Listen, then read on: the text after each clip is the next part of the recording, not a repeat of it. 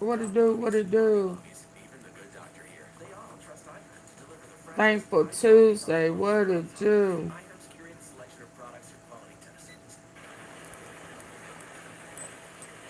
Hey, let's get caught up.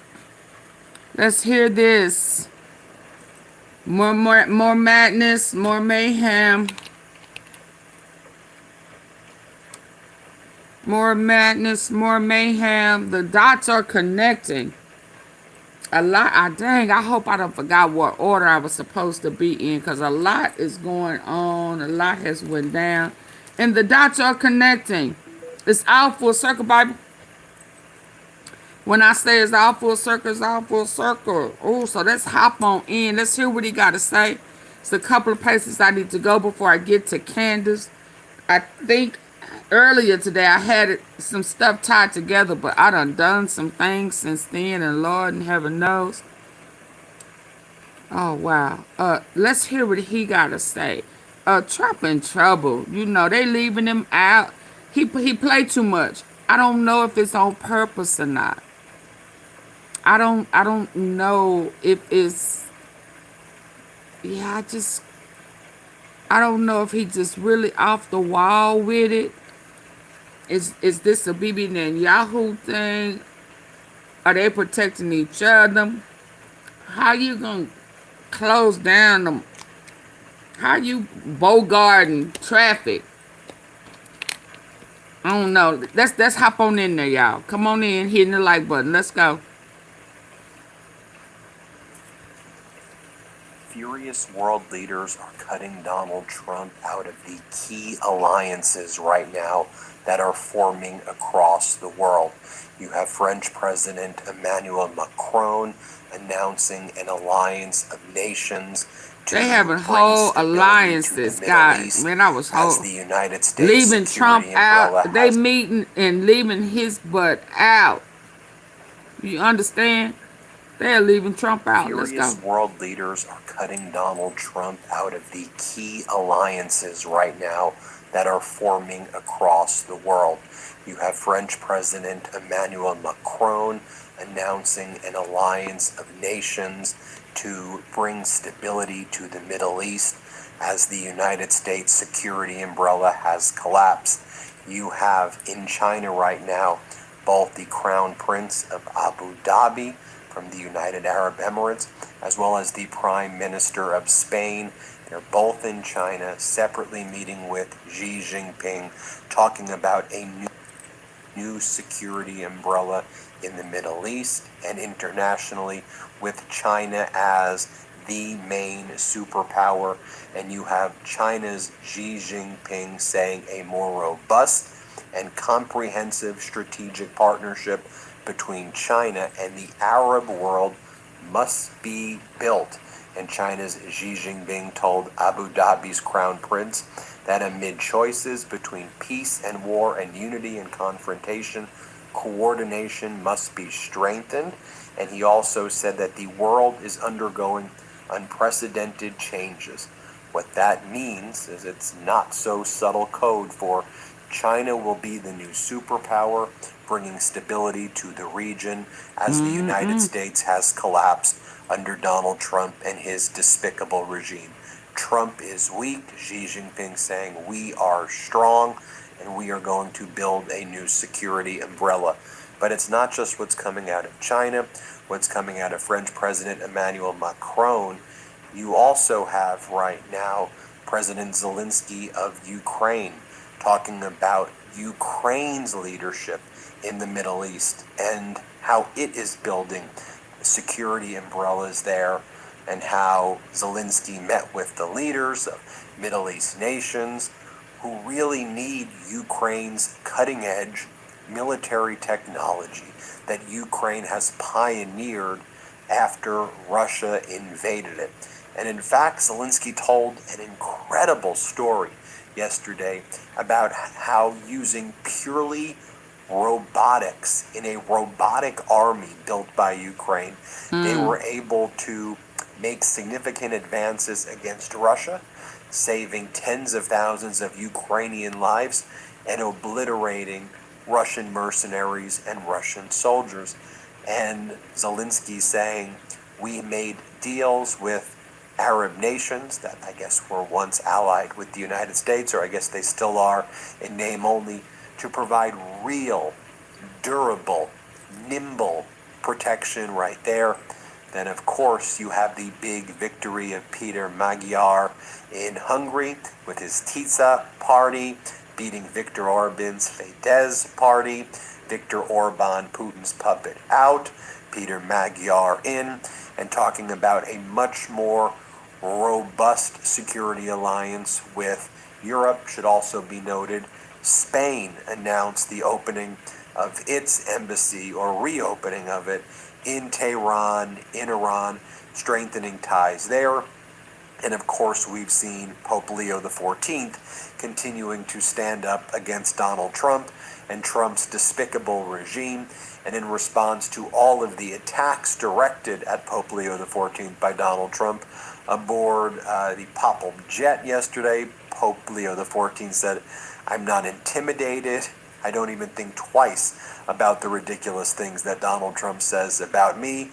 My job is to look after people, to care about humanity, and I don't worry myself in what Donald Trump is posting on social media or what Donald Trump's behavior is. Thank you, Be Rich. Should we break this down piece by piece right now? Why don't we do it? I got a membership, Joe. Thank you for the membership, Joe. Announcing that Thank you for the membership, Joe. Thank you for the membership, Joe. Thank you for the membership. And then Be Rich. What I get? I got Laughing Disco. Thank you, Be Rich. Thank you, Be Rich. Thank you, Be Rich. Thank you for the Laughing Disco. Oh, Cane Life. Thank you for the Sunday. Thank you for all that sugar. Make my hips grow bigger.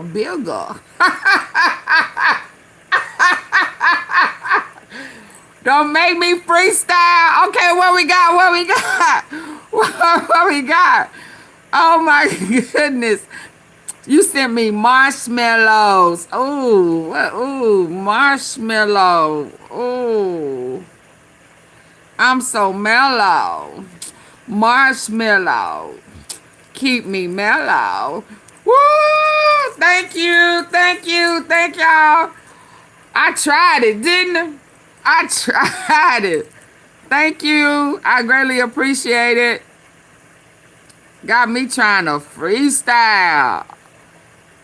Awesome. Thank you, Divine, for the 100. Let's go. Let me back this thing up a little bit. Hey, Crystal. Hey, everybody. Hey, Monty. Oh, Monty, you sent me a Laughing Disco too?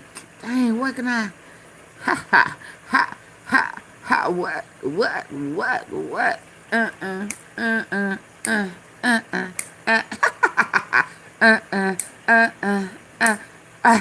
Okay, that's all I got for that one. Whew. Y'all trying me.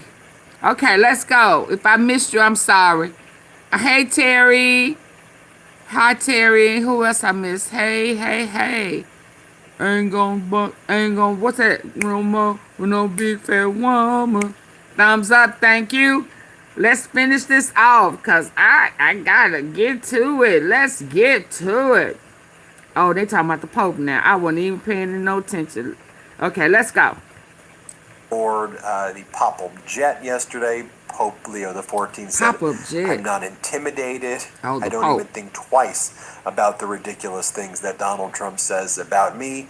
My job is to look after people, to care about humanity, and I don't worry myself in what Donald Trump is Ain't nobody scared of Donald Trump no more, baby. Them intimidating days are over. Should we break this down piece by piece right now? Why don't we do it? Why don't we start with French President Emmanuel Macron announcing that France and the UK are holding a conference of nations willing to participate in a multinational coalition aimed at restoring freedom of navigation in the Strait of Hormuz. Macron called it a strictly defensive mission, separate from the warring parties.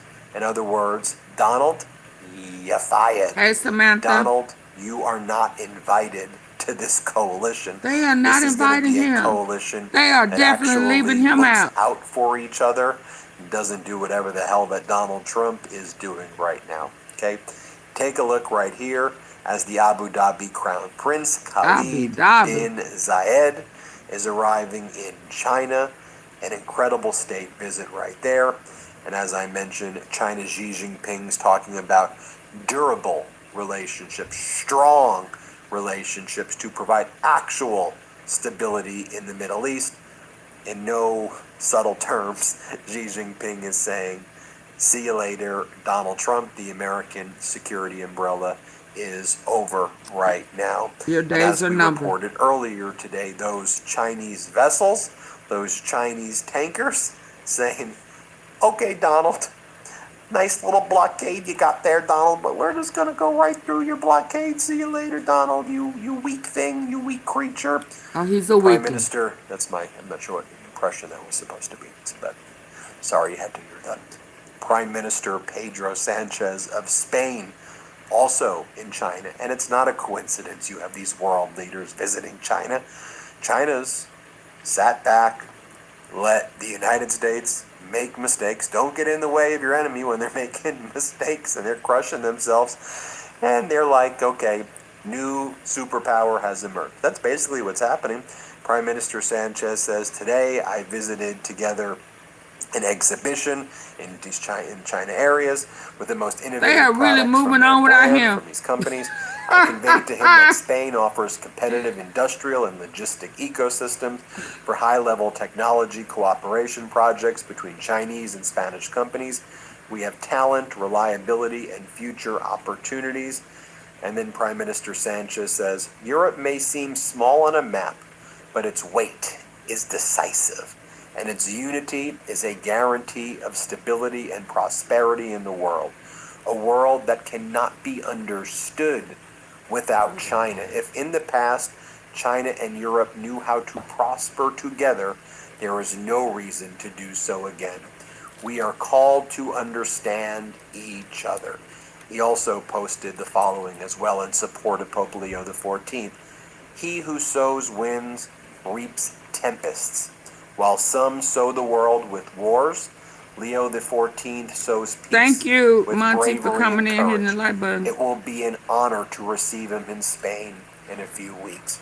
So as you all know by now from watching our reports here on the Midas Touch Network, Pope Leo XIV says that he will not be visiting the United States. He has no interest in showing up here to be around the despicable fascist Trump regime. Italy's Prime Minister Meloni. Trump's words on the Pope are absolutely unacceptable. Germany's Chancellor Friedrich Merz. We will continue to feel the consequences of war in Iran for a long time, even after it is over. We are preparing ourselves for a prolonged period of significant strain on the German economy and therefore also on private households. I was not surprised by the decision to break off the talks in Islamabad. From the beginning, I did not have the impression that they, the Trump regime, were really well prepared. The war in Iran is the actual cause of the problems that we are also now facing in our country. The April 15th tax deadline is coming fast. You can skip the line, and a TurboTax expert can do your taxes for you and jump. Zelensky. Here's what he had to say. We're getting reports back from some of his top generals about the first stage of work with our partners in the Middle East and the Gulf region.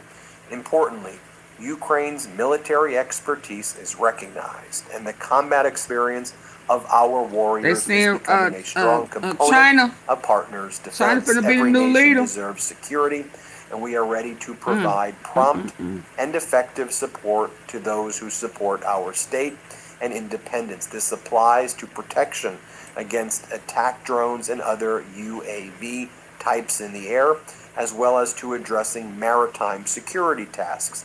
Ukraine's experience in the Black Sea can also be put to use on other globally important maritime routes. In this stage, Ukraine is in communication on security matters with Saudi Arabia, UAE, Qatar, Jordan, Turkey, Syria, Oman, Kuwait, and Bahrain. We have received requests for engagement with Iraq. Today, we also discussed prospects for joint work with the countries in the Caucasus, as well as East and Southeast Asia. There were also substantive requests from countries in Africa.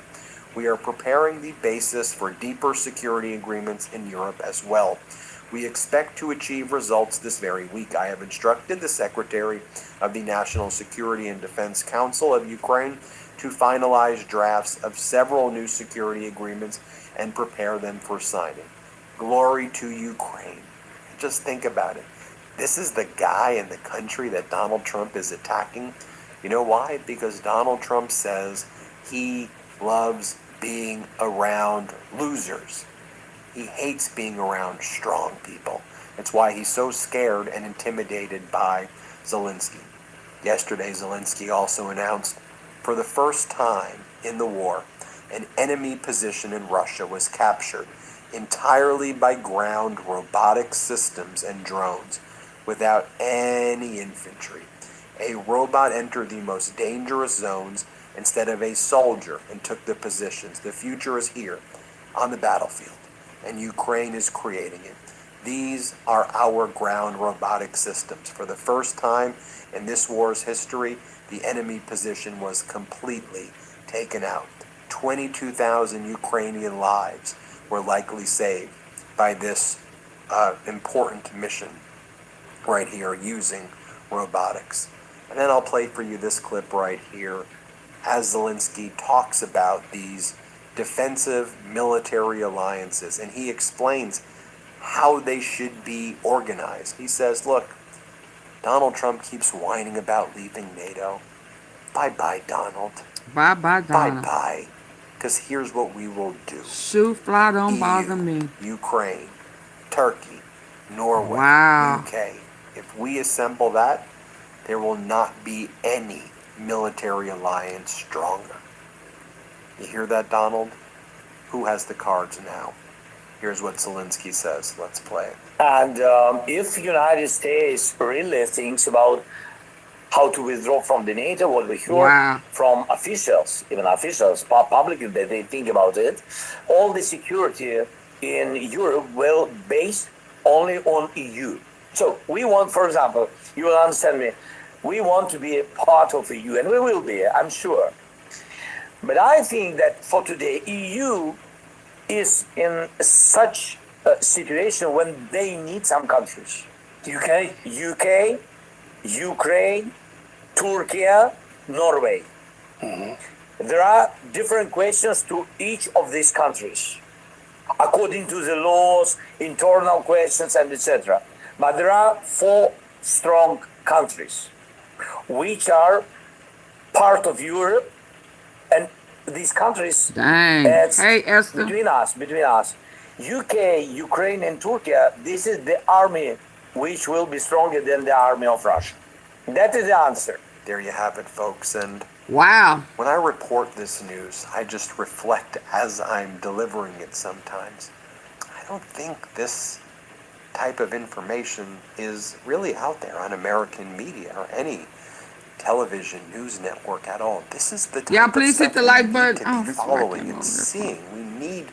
This is information that is critical to our understanding of the world. Yes, and indeed. It's such an honor to be able to deliver it here. So if you can, make sure you subscribe to our YouTube channel. Shout out to Ben. Will you tell 10 of your friends about the Midas Touch Network today? Midas Just text Touch. them. Say, hey, watch this pretty complex international analysis. He got the by the turd Midas Touch for you Network and see me. if this is something you may be into. Yes, sir. That's why I go where I go. Because I've been trying to tell y'all this stuff for a minute. General sounds the alarm. Hold on. I'm finna get to you. Are you the one most people don't? Ooh, wee, baby. Ooh, ooh, ooh. It was another one. You ain't ready for me yet. You coming. Hold on. Ooh, wee, baby. hold on. Oh, they done updated. They got a bunch of stuff coming on and coming out. Vessel, show, traffic, and oh yeah, let's see this. Yeah, he trying to, but baby, I don't feel like cooking today, so I'm trying he. meals from Cook Unity to see if that Hold actually on, going we to gonna happen. watch First this. step is I'm gotta leading look up at to some some cash stuff. Hold on. This is the straight. Look at that red. This is the traffic, y'all. High silver eyes. Look at the red traffic where they trying to stop. Check out that red. I'll be right back. Y'all get the lights up. Look at the red you pee in the bed. That's the traffic where he's trying to stop. He ain't stopping nothing. They can still get in. Over here, they not blocking. You just, I don't know. Oh, they trying to start some mess, ain't they? And he laughing. He done made deals. He done moved right on past Trump. And I'm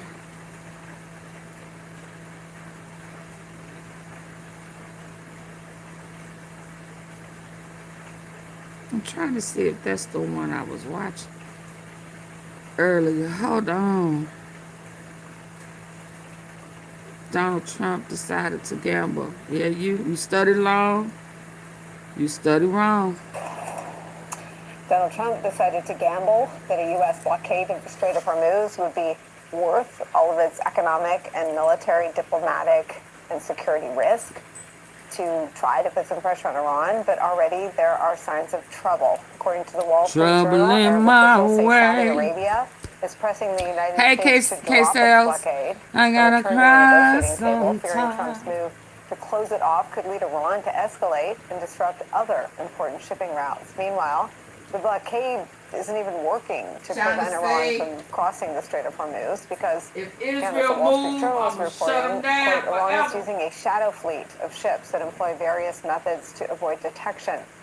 Meanwhile, our colleague Jackie Alamany has some brand new reporting on negotiations over the weekend and how little the needle has budged 7 weeks into the war. A senior administration official telling us that Iran rejected the 20-year proposal put forth by the United States to suspend all nuclear activity and countered with a 3-year proposal similar to what Iranian negotiators proposed in Geneva in February before Donald Trump decided to go to war with Iran in the first place. I want to bring in former Deputy Secretary of State Wendy Sherman. She led the United States negotiating team that successfully reached an agreement on the Iran nuclear deal in 2015. Thank you so much for being here. Good to be with you, Nicole. What, if you could just sort of tell me what worries you most? What keeps you up at night right now?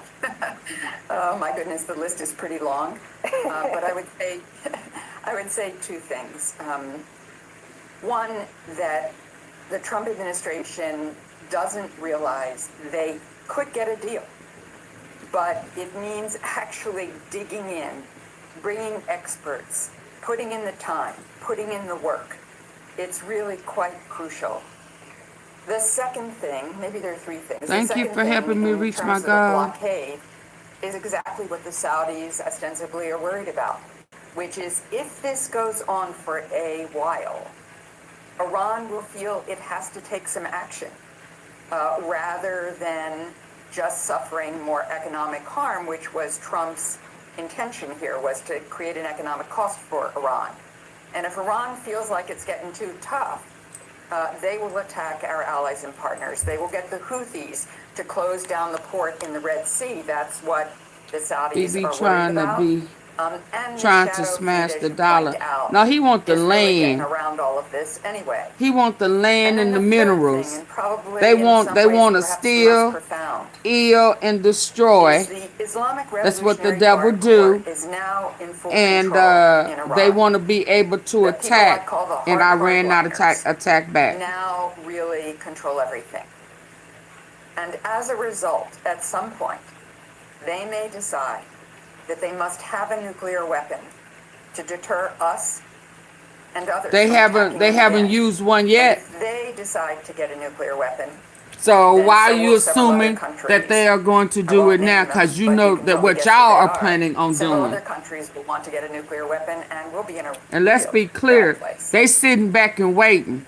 Hey, Big Pressure, at this point, I think we should only prepare for World War III. Gonna live like America.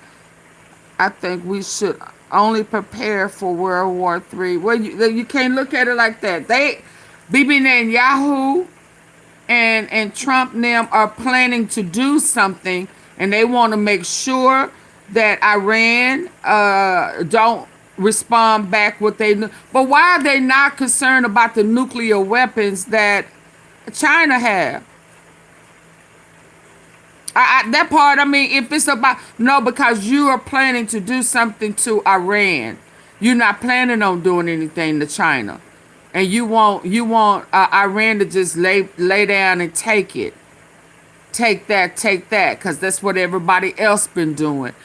They want Iran to act like Venezuela. And it's just not working. They sitting back waiting for you to make the move so that they can say we did not start it, because that's the jacket they put on their back all these years. They waiting to nuke them. No, we waiting to see what you gonna do. We ain't gonna move until you move. But once you make that move, we gonna tear that ass up. That's what's going on. And the U.S. we are just. I mean, the people, the citizens are just gonna have to be casualties of wars. The devil's game. This is a devil's game. It don't have nothing to do with us, and they haven't been truthful about nothing. Trump don't care nothing about us. And the people who still think he do it is they drinking that Kool-Aid. Yeah, they want to be able to attack Iran, and for them not to be able to tie that ass up. I don't know how else to say it. And when I say that, that means us. And they don't have our best interests at heart. This is something that Bibi Netanyahu has been wanting for 40 damn years. Almost. Come on now. And what Trump don't want to come out is gonna come out anyway. They got too many people who know it's been nice, been naive. Yeah. Too many people already know it's coming out. Yeah. And what impact, if any, does Donald Trump's publicly stated threat to annihilate their civilization have on their grip on power? I think it probably astonished even those that really hate the regime. This all began because the president said he would have the back of the protesters who were being slaughtered in the streets. That sort of has gone by the wayside. Just make sure you have your household intact and separate who are looking for freedom from this. and to We say we're going to have wipe been out their warned. We have been warned, civilization. K-Sales. For those protesters, they are Iranian. They believe in the many hundreds of years of their civilization and of their theology. And even though they hate this regime, they we gotta still stop acting like, they have threatened us, because they haven't. And I'm not gonna go along with nobody's lie. It's to the world that the President of the United States, even by saying it, was committing a war crime. What does the world see right now when it looks to America? I think the world is not sure what they're supposed to do. The president did not consult any of the allies and partners, and then he castigated them for not helping him out, but saying he didn't need to help them. So it's a little whack-a-mole going on in terms of where you land, where you are. I think what it means is our European allies are trying to plot their own course. It means China is certainly plotting its own course, and it'll be very interesting to see what happens here, because nuclear countries the president depend on is due each to go other. to China Iran in May, was as we all gaining know, so but much power if this because blockade of their oil. prevents China from getting the oil it needs, They feel it they may need help to Iran too. out They even didn't. more. They wasn't saying that. Now, They was I read a negotiating report today pressure. that UAE Come has on gone to now. China Come to on, try to stop get China. that. Come on. They was negotiating not once but twice. If they felt all arrogant, only person that came in there strong arming was Trump. Trump was in there, terrorists and stuff. Now people who have placed orders, UPS and FedEx knocking on your door saying, "Okay, you got to pay $67 for what you order." It's like, what? They can't give you your package because the foreign countries that you order from are not paying the tariffs. So they're expecting for us to pay it now. I mean, no, this is a Trump and Bibi Netanyahu thing. This is an Epstein file thing. And so we're not gonna have no build up, well, they was this, that, or the other. No, they were negotiating twice.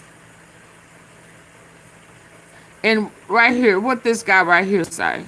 What this guy? I was gonna make another picture of it, but I didn't. I should have. Dang it. He said, "Don't fall for." He was talking. Who was he talking to? He said, "Don't fall for what him." The former prime minister was telling them, "Don't fall for what Gaddafi fell for. Don't fall into the trap. Trusting the U.S." I meant to make that as a thumbnail. I mean, and I am the U.S., but I'm not gonna play dumb to the facts. Come on now. You trusting the U.S. with these people in it. Well, right now we talking about Trump. They're setting you up to take you out. And that's why they not moving. They sitting back waiting. Because Trump is a traitor. He's not about peace. And that's just the bottom line. I got to keep it real.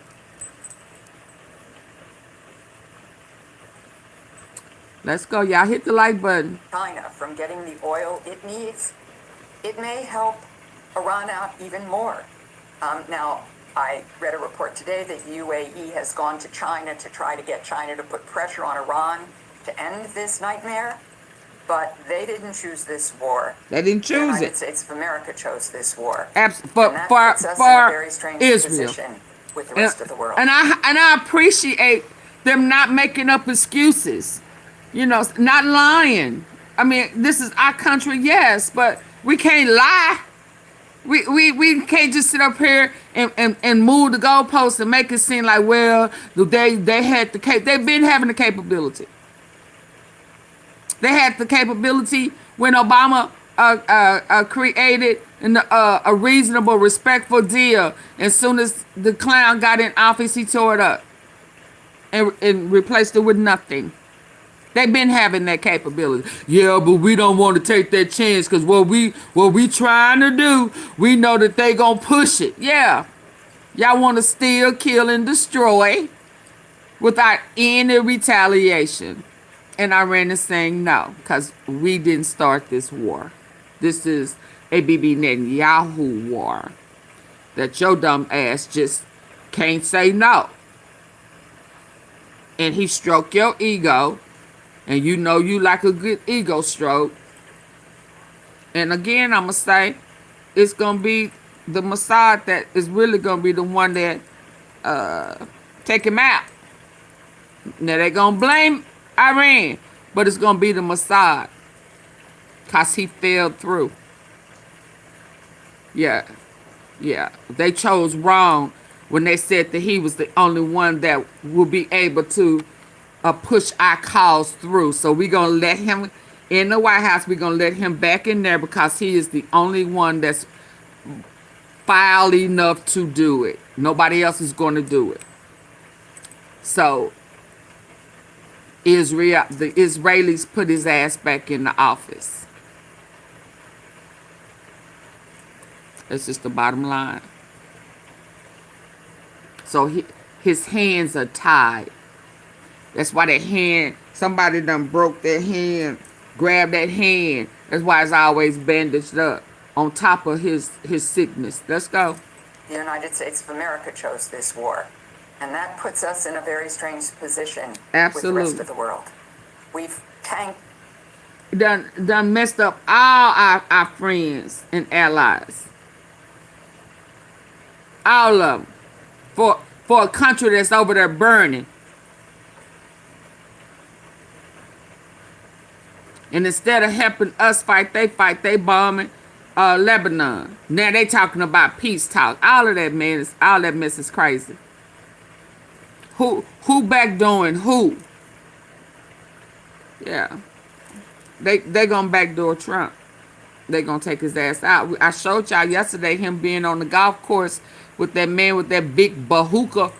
Or, you know, that big something that I don't know what that is that he had in his hand. But whatever it wasn't for the people over in Iran. That's for somebody that's coming to the U.S. And he knows this. He knows this. with the rest of the world. We've tanked the global economy. The price of oil is not decided by how much oil the United States has. We have a lot. It's determined by the world oil market. And therefore, American taxpayers pay the price as well as the rest of the world. It's so amazing. I mean, we sort of got to this at the end. It's financially, it's for the oil. It's for the oil and the minerals. Not alienating our allies, not suggesting ineffective or impotent measures to... The gold, they want it all. You know, put off our adversaries. It's the last point you just made. It's the instability in the global market. Natural resources, commodities. The U.S. economy seems to be the only measure that he registers with Donald Trump. What does that mean to the world? Well, many people have said that this is really about munitions, markets, and midterms.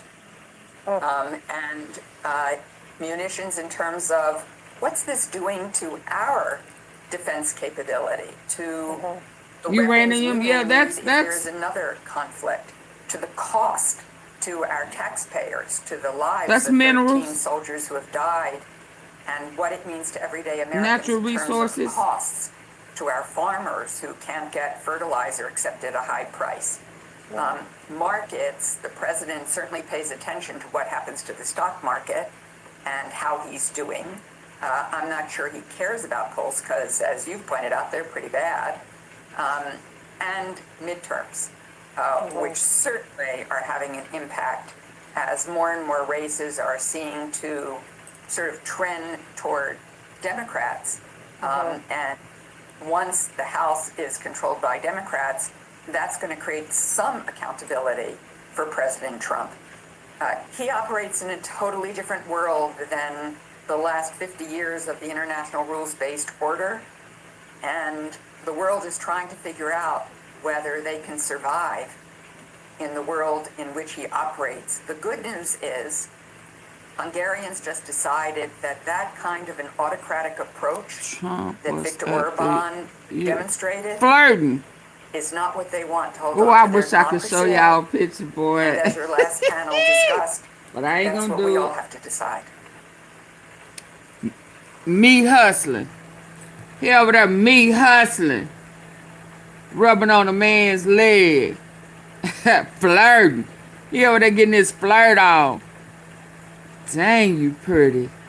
God, I mean, I ain't gonna. I thought I had heard some. Oh, you are so pretty. You're a beautiful young lady. Baby. He gave off more compliments than I mean, oh, look at your face.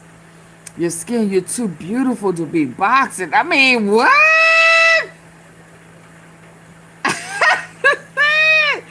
Rubbing on that man's leg. What you doing? Huh? I got a treat. Let's meet. You know, he put some of his best game down. What the fuck is going on? Yeah. Hold on. Let's see what I got next. Yeah, he was laying it on thick, baby. Look at your legs. You're just amazing.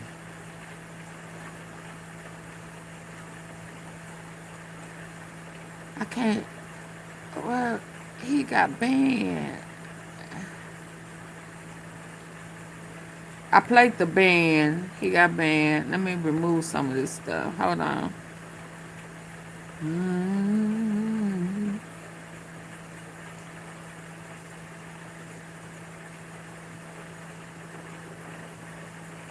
Okay, let me go here, and then I'm gonna go to Candace. He knew perfectly well.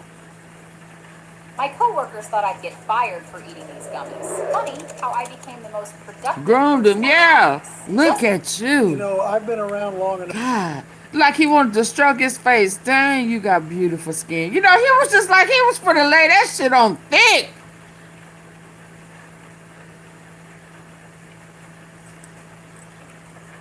Oh man, I got Eric Roberson in my ear singing "Oh Luther." He getting off.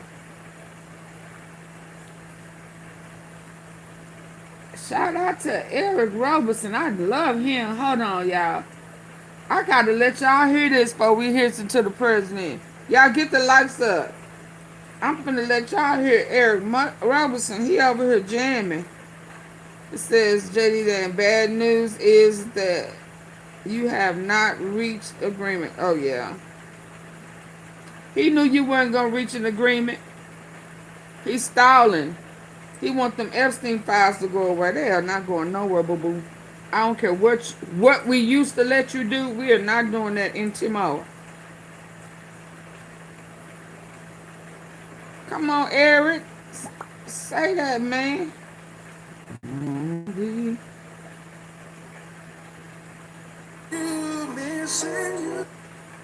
Y'all know about Eric Roberson. I wanna tell you, baby, the changes I've been going through. That not every court ruling makes. Missing you. Who sent me? Thank you, Samantha, for the envelope. I've never seen that one. Hold on, let me let this down.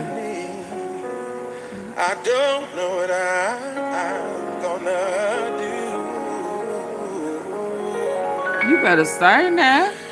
No. I wanna tell you, baby. Shout out to Eric Roberson. The changes I've been going through. Every now and then you need a little Luther.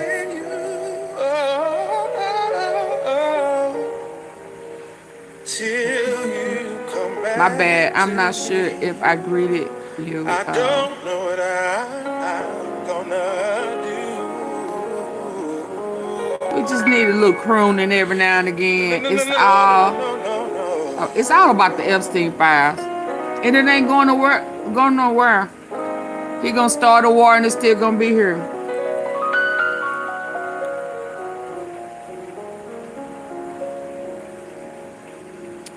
Thank you. The envelope, that's a new one. Long ago, so far away, I fell in love. You, yes I did. Before the second show.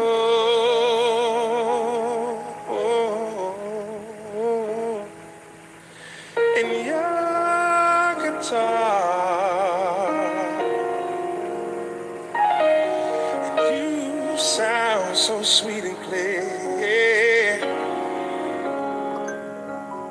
but you're not really near. No. It's just the radio.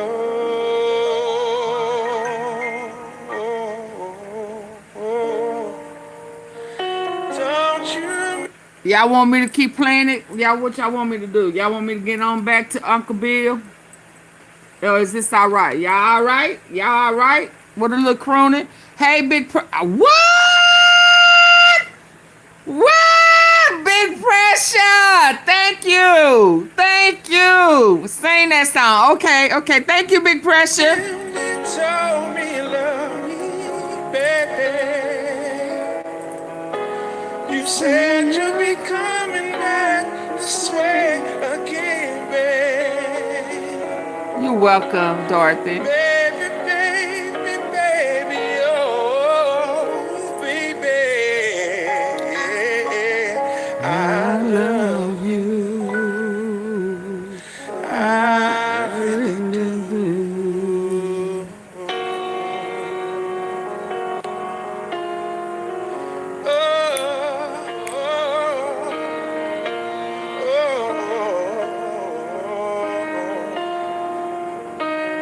Ed Robertson been around. You look for me to be yours. You want my love, but you're on the road. Don't you remember me Anymore.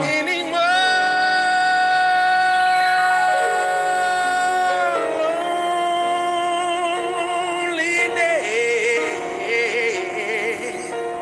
It's such a sad affair. Sad. Hey, Mrs. Tom. I can't hardly wait, no, for you to come again.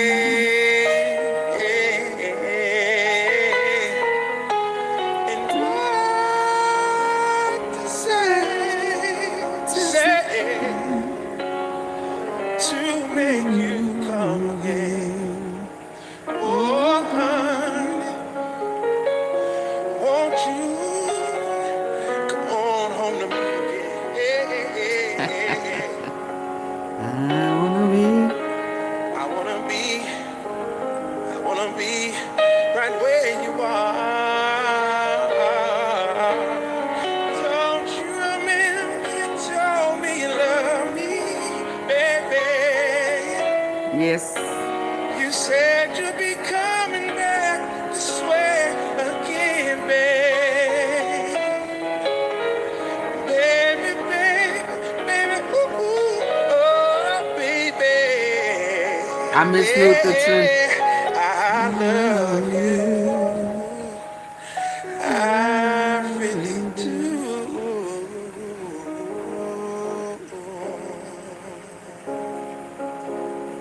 You gonna break it down? Play it easy. Keep it right there. Keep it right there. When are you gonna say it's alright, it's alright? Ooh, baby, it's alright, it's alright. Is that what he was trying to say in that man's ear? It's alright, it's alright. Won't you sing it for me, baby? It's alright, It's alright. Oh, baby. it's alright, it's alright, alright now. Trump on his own percentage of the oil and minerals. Yep. Oh, it was long ago. Shout out to Eric Robertson. Shout out to him. He did his thing his way. Am I right? Am I right with that? Y'all all right with that? We just needed to change of atmosphere for a little bit. And now we back on it. You know what I mean? We back on that thing. We back on that thing. Who we gonna put up in front of him? He on a different side today.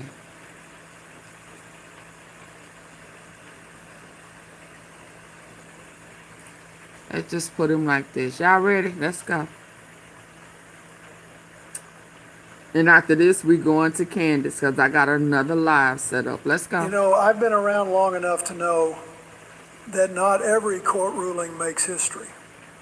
Okay, so let me tell you why this is important. Before Candace, now I remember why I was going in this direction. You know, he getting banned, they leaving him out of meetings and stuff. They, you know, a lot of these foreign countries, they're changing their policies, their rules and laws and guidelines that if you mess with a child, They are, some of them is, they taking you out in front of a firing range, and some of them is, some around, under your neck, and, lifting you up, let your feet dangle. They're making changes with these laws, and oh yeah, straight up, straight up. Uh-huh. And now, Trump has tied up a lot of cases. I mean, he should have been locked up. That's just, even since the 34 felonies. However, and so because Jack Smith got him. He really do got him. And they kind of threw it out and tossed it around and been playing games with the court. So with this administration, I remember a long time ago, they were saying that this administration will be challenging the Constitution of the United States by way of interpretation. So whatever the ruling is, they're going to act like that's not how they interpret it. So their plan was to play with the court system. I blame Biden for Trump. Well, the Epstein files, Precious said Biden never was in office. That's why he made fun of the ADOLPH, because it was never Biden. He was killed in front of a firing squad for being a pervert, is what they saying. That's what's in the Epstein files. Wasn't 2019, 2016, he never actually made it to the White House as the president. So if Trump know that, if they know that, then how can they blame him? I'm just gonna pause right there. But Trump has tied up a lot in court on purpose, intentionally. So from what we're about to hear now, the courts, his partners, the people he put in place, he has absolutely went too far. So lining their pockets up, yeah. But now what you own something totally different than what a MAGA had agreed upon. So now you flying your own plane on autopilot, cause you done took out the pilot. You don't fire. I'm not literally, but I'm just saying that's kind of how it is. It's like, okay, so you just totally disregarding us, what we planned. You know, I don't know what Bibi Netanyahu got on you. I don't know what's in. You've been lying to us about the totality of these Epstein files, and you in there, big time. You love me long time. You've been doing this a long time, and you have eliminated a lot of people, but you've left quite a few. I'm going to say that again. You have eliminated. I came across today another set of people who were about to tell that got eliminated. A whole nother group of 7. But the issue is you still left some very credible people to tell your truth. And we just gonna stick with, you got the limo driver who has thought that he was listening to a story about some girls that he has messed with, all for Trump to remind him, I tagged your ass too. I know your people, remember? So you got that man, the limo driver. And then you got Sasha Riley, who I can't wait for to find out later on that he was somewhere in the Minnesota, because of the way they was running in there snatching folk up out their house. They was looking for somebody. Sasha Riley's daddy is in the Epstein files with old girl Bill Riley. So Biden had a green light after January 6th, but failed. He never made it to office. Pressure, did you not hear me? We're just now finding out through the Epstein files that they had already assassinated Biden. That's what they're saying, that he has been assassinated. He never made it to the White House. That's what the auto pen joke is all about. It's the auto pen because he never signed anything. Know who was operating on his behalf? I don't know. I don't know if it was Kamala. I don't know. But they're saying he was not there. And you know, Biden, he's pro-Israel too, where he was, but the Mossad, it sounded like, took him out. So let's go, because what this man is going to talk about, they are sick and tired of him. Too many bodies, too many connections. You're somebody on your inside has dropped a dime on your organized crime. Let's go.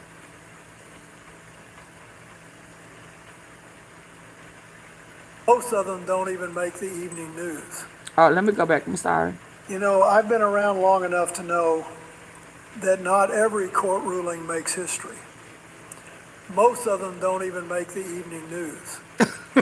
But every once in a while, blame Trump. Something happens in a courtroom that should make every American, Republican, Democrat, he all right, pressure all right, sit up and pay very close attention. And y'all, whether y'all know it or not, this is what me and Pressure do. And don't think he just do this here. When we bump into each other throughout those YouTube streets, we do it there too. This is a little bruh, big sis, little big bruh. This little big bruh and sis. Yeah, he all right. Big Pressure is all right.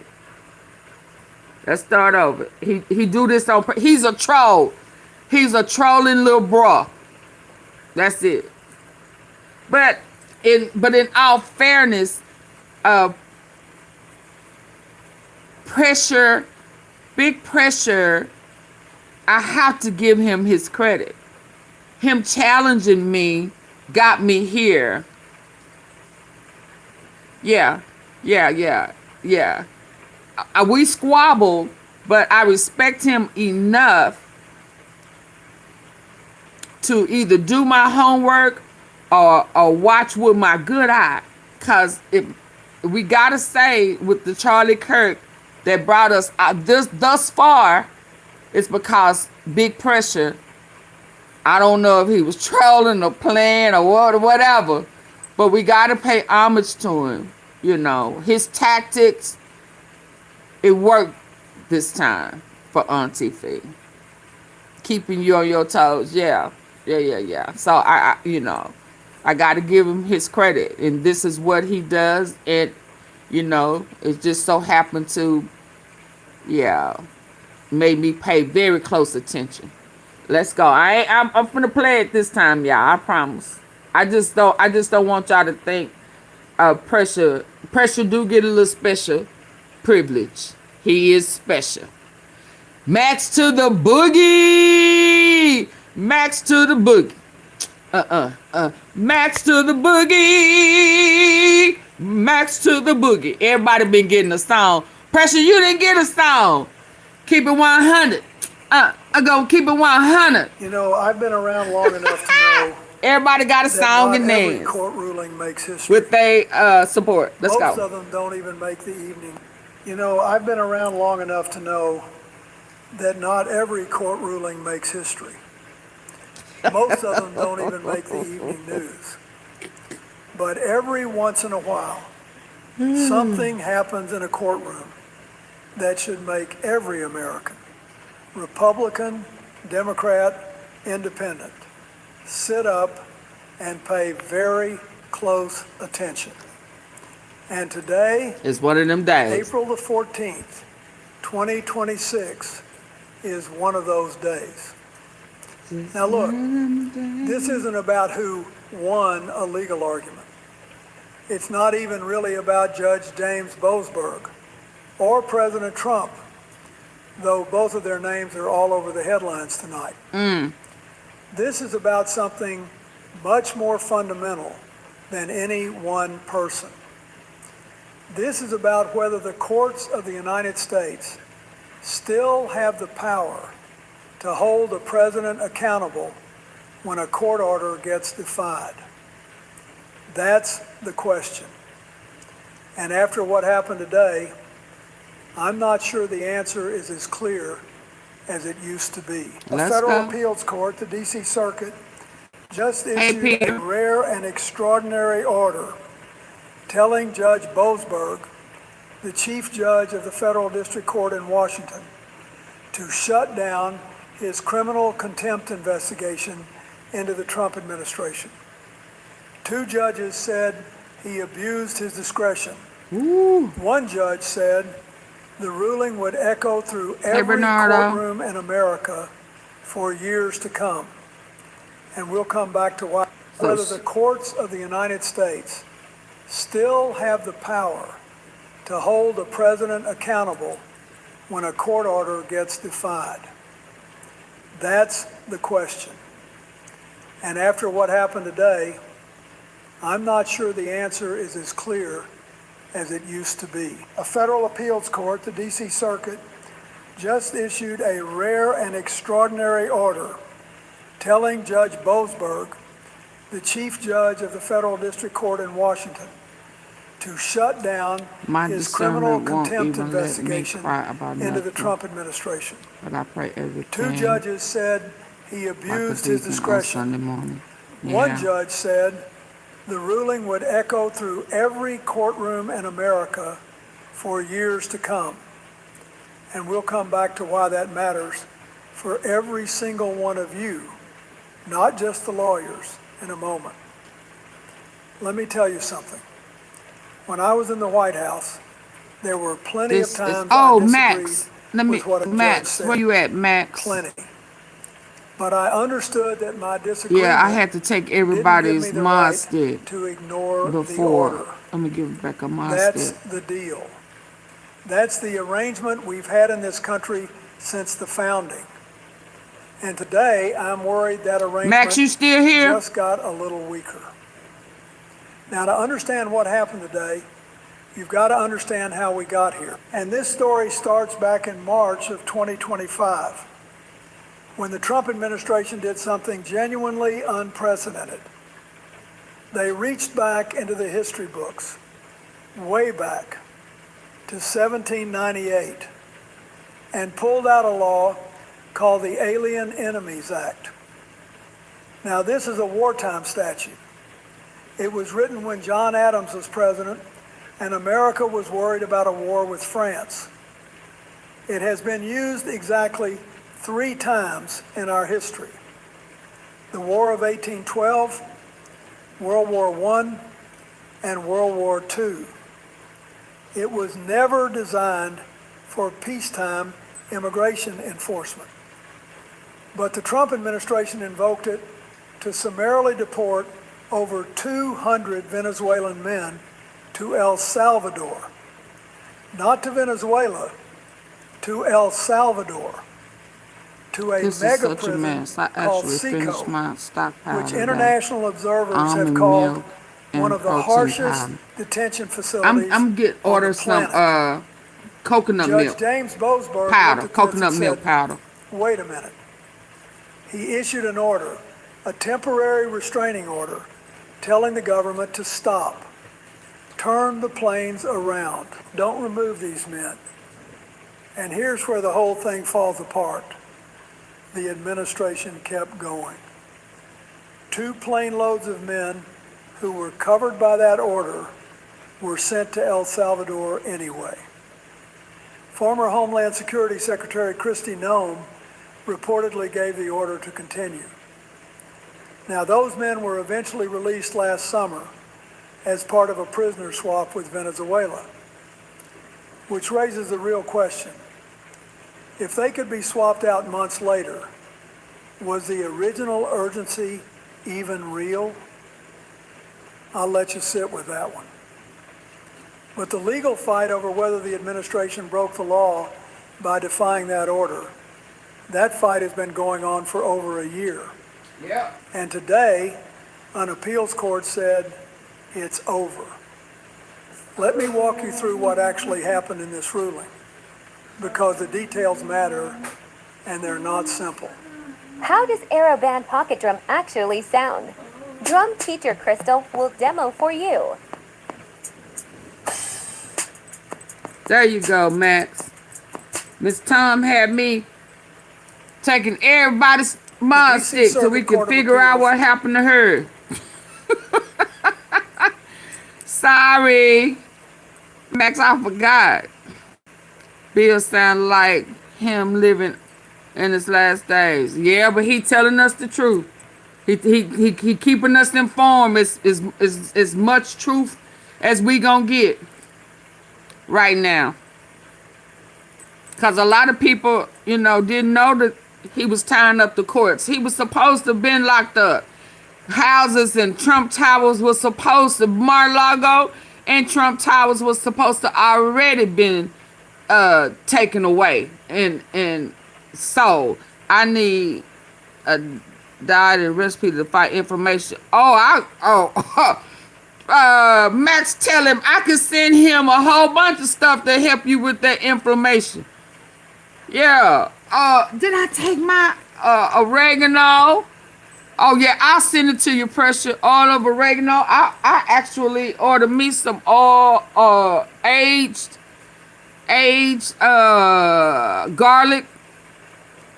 Let me see what. Oh yeah, I can get a lot of that Pressure information out. I was talking to a old friend today. And I kind of made a joke, you know, a little jokey about myself. Because I'm like, you know, I'm ready to go to the country, get some land, you know, start, you know, gardening and all of this type stuff. I'm just, and I was talking about the inflammation and the reptilians. And I said, I look at myself sometimes like, the girl, you sure? You sure? They ain't swapped you out, cause I look at some pictures and your face was swole as hell. And you know, sometimes on TV you don't look like yourself. You know, your face done went down, so, but it's because I have been working hard to get that inflammation out. Yeah, I was looking at one picture, boy, and I was like, "Ooh, girl, your face was fat."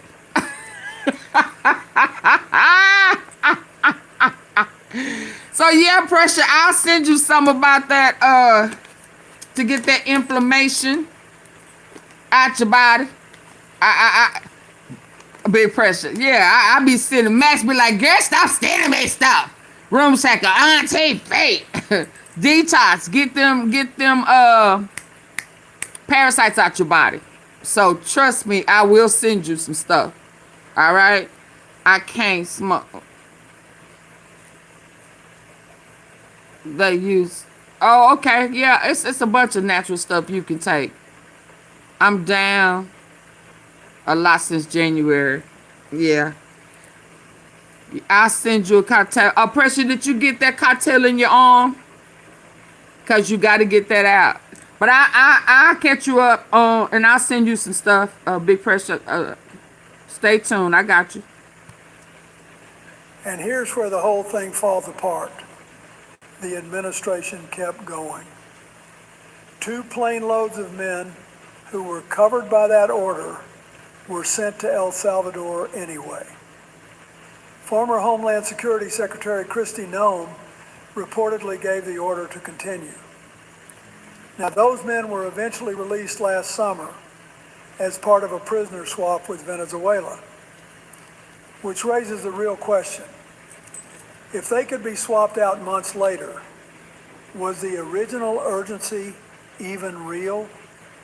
I'll let you sit with that one. Let's say that again. But the legal fight over 2 plane loads of men who were covered by that order were sent to El Salvador anyway. Former Homeland Security Secretary Kristi Noem reportedly gave the order to continue. Now, those men were eventually released last summer as part of a prisoner swap with Venezuela, which raises the real question. If they could be swapped out months later, was the original urgency even real? I'll let you sit with that one. But the legal fight over whether the administration broke the law by defying that order, Was it really that fight real? has been going on for over a year. And Oh, today, wow. an appeals court said it's over. Let me walk you It's through what what's actually happened in inside this ruling, the jab. because the details matter and they're not simple. The D.C. Circuit Court of Appeals issued what's called a writ of mandamus. Now, that's not your everyday legal tool. A mandamus is a rare, extraordinary order that essentially tells a lower court judge, you've gone too far and you need to stop right now. Courts almost never grant mandamus. It's the legal equivalent of pulling the emergency brake, and they pulled it on Judge Boasberg. The majority opinion was written by Judge Naomi Rao, a Trump appointee, and joined by Judge Justin Walker, also a Trump appointee. They wrote 122 pages arguing that Boasberg abused his discretion by Listen, y'all. pursuing criminal contempt proceedings against the administration. Wow. Their central argument came down to this. Boasberg's original March 2025 order was not, in their view, clear and specific enough to support a criminal contempt finding. Here's the technical point. When Boasberg verbally ordered the flight stopped, the written order didn't appear on the court docket until roughly 40 minutes later. And the written order said the men should not be removed from the country. But the majority argued it didn't explicitly bar the government from transferring people who were already in transit into Salvadoran custody. That gap between what Boasberg said out loud and what appeared in writing became the legal escape hatch. And this is where things start to get complicated. Judge J. Michelle Childs, a Biden appointee, dissented, 80 pages. She warned that this ruling strips the judiciary of its most basic enforcement tool and sets a precedent that will haunt every courtroom in the country. The vote was 2-1 along partisan lines.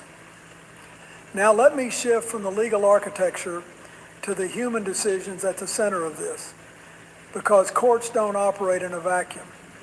People make choices, and those choices have consequences. We know that Kristi Noem gave the order to keep those flights going after Boasberg told the government to stop. The administration disclosed it in November 2025, and only after Boasberg pressed for additional sworn declarations. Hold on, y'all. Let me hear that She again. warned that this ruling strips the judiciary between what Boasberg said out loud and what appeared in writing became the legal escape hatch. And this is where things start to get complicated. Judge J. Michelle Childs, a Biden appointee, dissented, 80 pages. She warned that this ruling strips the judiciary of its most basic enforcement tool and sets a precedent that will haunt every courtroom in the country. The vote was 2-1 along partisan lines. Now let me shift from the legal architecture to the human decisions at the center of this, because courts don't operate in a vacuum. People make choices, and those choices have consequences. We know that Kristi Noem gave the order to keep those flights going after Boasberg told the government to stop. The administration disclosed. Yeah, so these are those flights where they were sending like undocumented people, especially those 600 kids on the airplane to foreign land. That's still that human trafficking. So this undocumented citizens, male, female, boys and girls, without due process is trafficking. Trump is still trafficking. and his administration was tying up the courts. And they will break the law, and by the time they send them over there, they there now. We don't. They're not documented. So how are we supposed to find them? That's what's going on. Hold on. Partisan lines.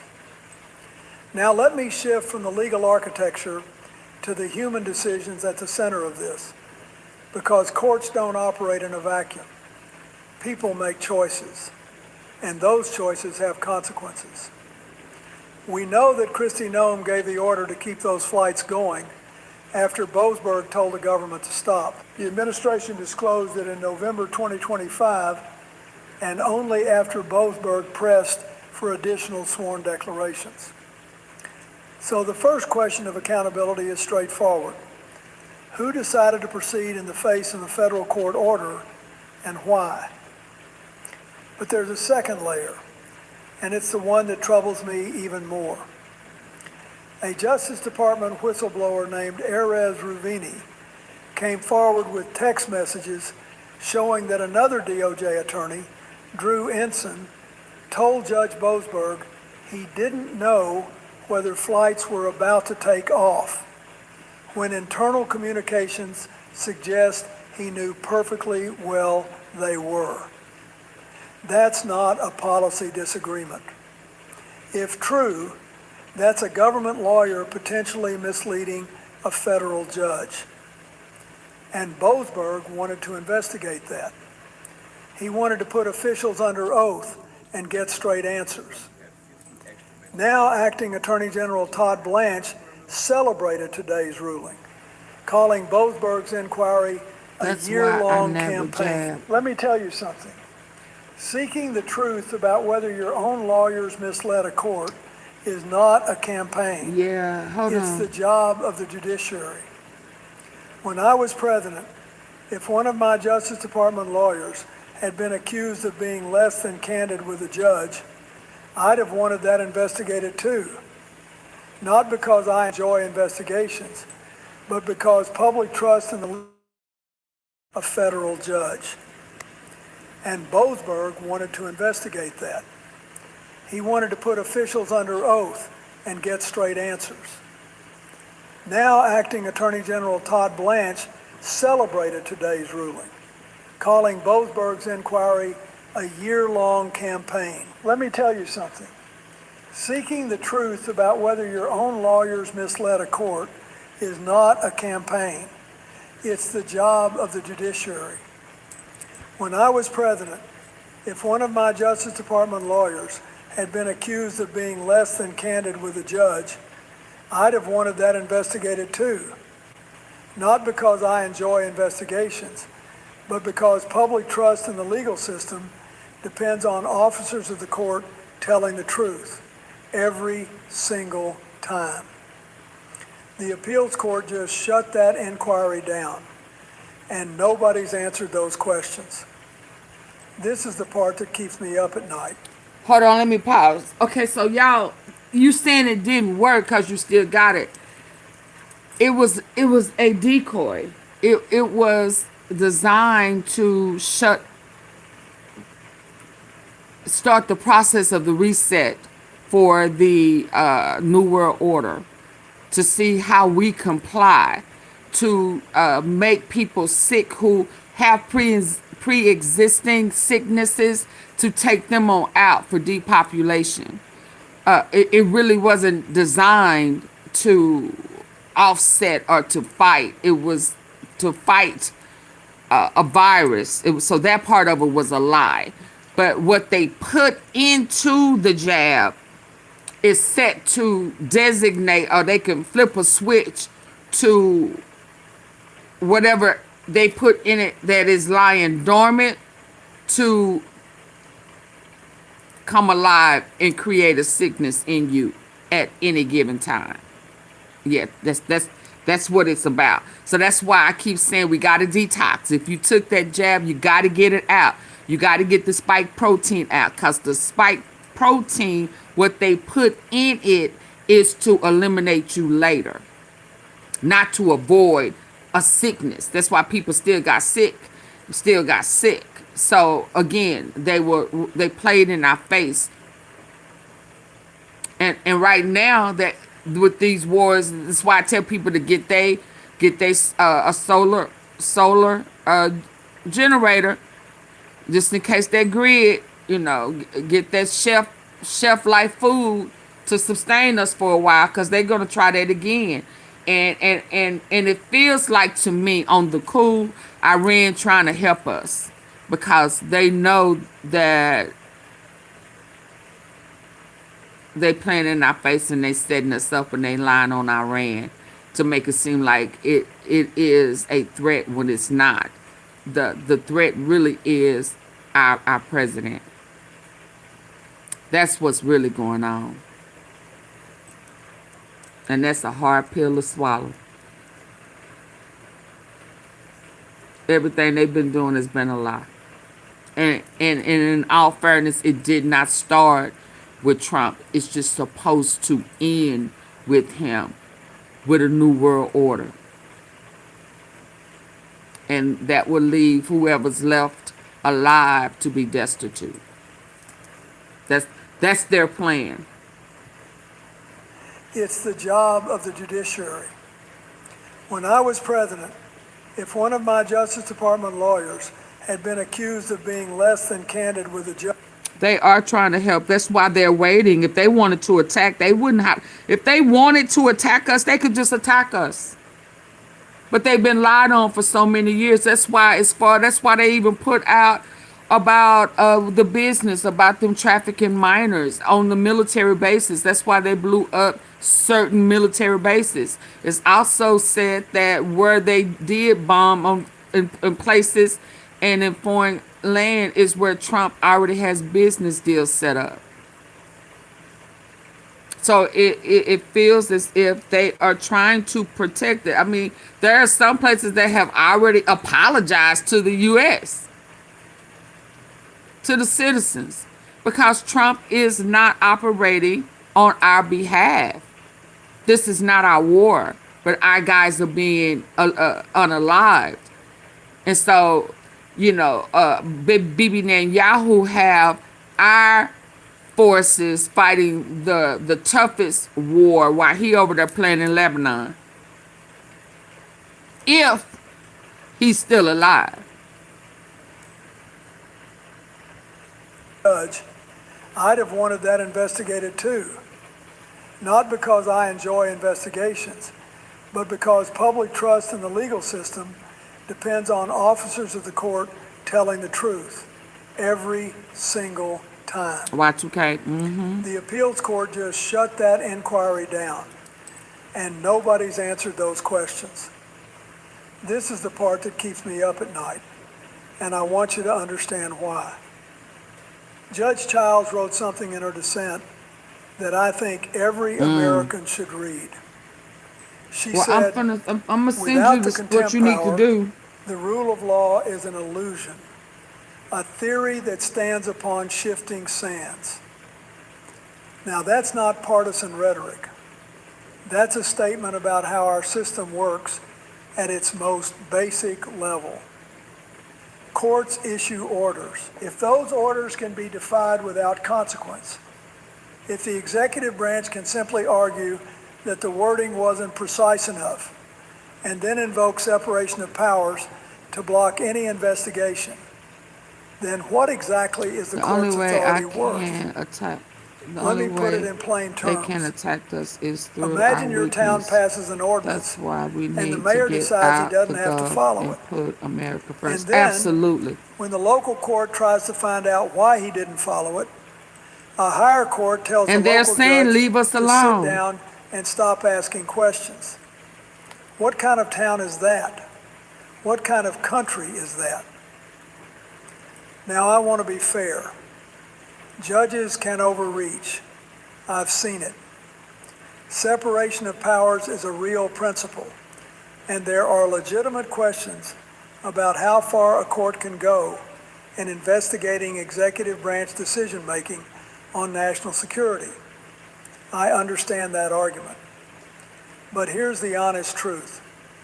This ruling doesn't just apply to immigration cases. The template it creates that an executive branch can defy an order, argue the wording was imprecise, and then block any judicial inquiry into what happened. That template can be used against environmental orders, financial regulations, civil rights injunctions, any future case where a president decides to act first and argue later. And that should concern every American, regardless of party. We've got to remember. Since 2010, World Central Kitchen has served millions. Look at that pretty box. To climate and humanitarian disasters. disasters. Box. Let me. Oh, that's something pretty. About the broader context. Thank you for the mystery box. Thank you, Miss Tom. Thank you, Barbara. Oh Lord, I turned around and y'all done blessed me. Thank you, Mrs. Tom, Barbara, Miss Tom, Samantha. Thank y'all for the jewels and gems. I greatly appreciate it. That was a big old pretty box. Thank you. Ooh, it's coming. Ooh,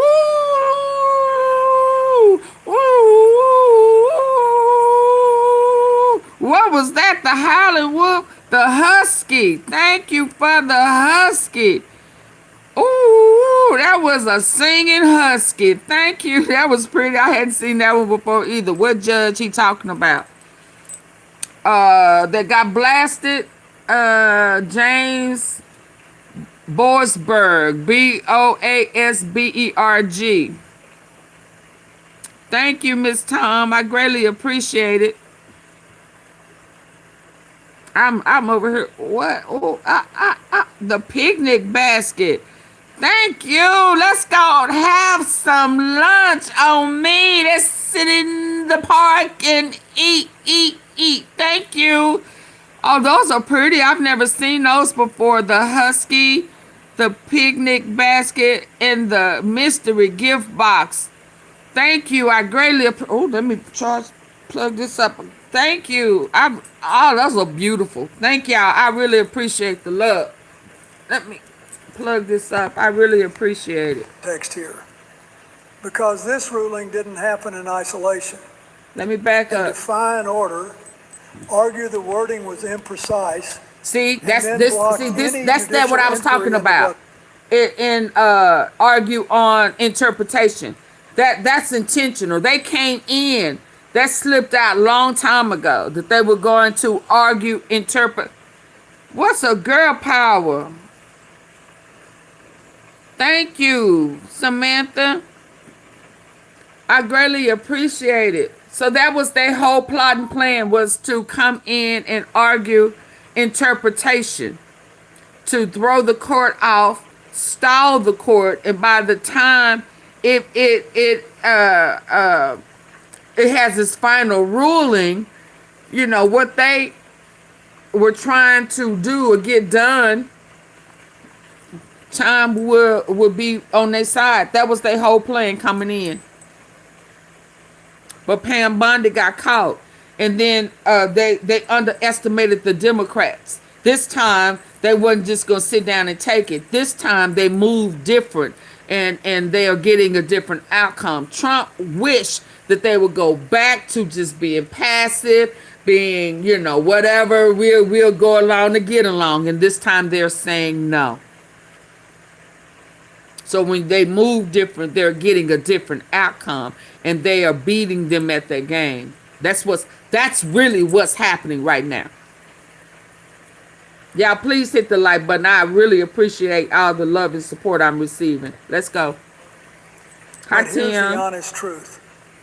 This ruling doesn't just apply to immigration cases. The template it creates that an executive branch can defy an order, argue the wording was imprecise, Diesel prices and determine then the block price of the any judicial economy. inquiry into what happened. Trump That worried about the template wrong can be thing. used against environmental orders, financial regulations, civil rights injunctions, any future case where a president decides to act first and argue later. And that should concern every American, regardless of party. Are y'all listening with y'all good ear? He is absolutely right. See, we think certain things don't affect us, that, we don't have anything to worry about. I've been trying to tell y'all about making America slaves again. And, as if what's going on, who's being moved to these foreign countries, it won't affect us. Yes, it will. He wants to eliminate, rewrite all civil rights. What you need that for? Remember, that was one of Charlie Kirk's arguing points.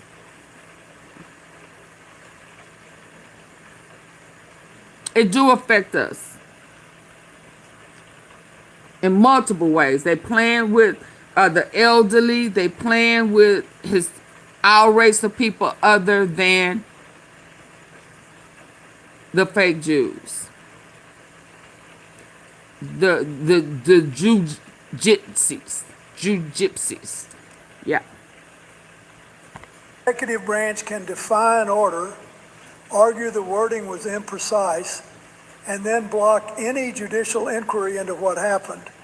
That template can be used against environmental orders, financial regulations, civil rights injunctions, any future case where a president decides to act first and argue later. And that should concern every American, regardless of party. We've got to remember something about the broader context here, because this ruling didn't happen in isolation. It happened after a sustained, deliberate effort to delegitimize any judge who stands in the way of this administration. President Trump called Judge Boasberg a radical left lunatic. He called him a troublemaker and agitator. He demanded his impeachment publicly on social media. The Justice Department filed a misconduct complaint against Boasberg for making public comments about the administration. Chief Justice John Roberts, a conservative appointed by George W. Bush, took the extraordinary step of publicly pushing back against calls for Boasberg's impeachment. Think about that. The Chief Justice of the United States felt he had to defend a fellow judge from political attack. That tells you how far the pressure campaign had gone. And then look at the panel that decided this case. 2 Trump appointees ruled for the administration. 1 Biden appointee dissented, 2-1, along the lines of the presidents who put them there. Now, I'm not saying those judges didn't believe their legal reasoning, but I am saying that when the public sees that pattern, when every major ruling splits along the party of the appointing president, it erodes something precious, which is the public's belief that courts are neutral. When I was president, I appointed judges I didn't always agree with on every issue. That was by design. You don't want judges who owe you. You want judges who owe the Constitution. And right now, I worry that we're drifting toward a system where judicial appointments are treated as political investments that are expected to pay dividends. If the American people lose faith that courts are fair and independent, then it doesn't matter who's in the White House. The whole system suffers. Democrats, Republicans, everyone. So where does this go? Let me give you my honest assessment. The ACLU, which represents the Venezuelan men at the center of this case, has said it will ask the full DC Circuit to reconsider this ruling. That's called en banc review. If the full court takes it up, you'll have a broader panel of judges weighing in, and the outcome could be different. If the full court declines or upholds today's ruling... You're so sweet. You're so sweet. Thank you, Pete, for the GOAT trophy. I greatly appreciate it. This case could head to the Supreme Court. And given the constitutional stakes, at the center of this case has said it will ask the full D.C. Circuit to reconsider this ruling. That's called en banc review. If the full court takes it up, you'll have a broader panel of judges weighing in, and the outcome could be different. If the full court declines or upholds today's ruling, this case could head to the Supreme Court. Oh my God, that's so pretty. And given the constitutional stakes, oh my God, that is so pretty. What is that? A power potion. Thank you. Y'all sending stuff I've never seen before. Thank you, Monty. That is beautiful. I really appreciate y'all. Y'all making me just feel all warm and fuzzy. Like, oh my God. Like I really, oh, thank y'all. Thank y'all. I really feel appreciated. Thank you so very much. I really do appreciate y'all. Don't be making me cry. Let's go. which represents the Venezuelan men at the center of this case, has said it will ask the full D.C. Circuit to reconsider this ruling. That's called en banc review. If the full court takes it up, you'll have a broader panel of judges weighing in, and the outcome could be different. If the full court declines or upholds today's ruling, this case could head to the Supreme Court.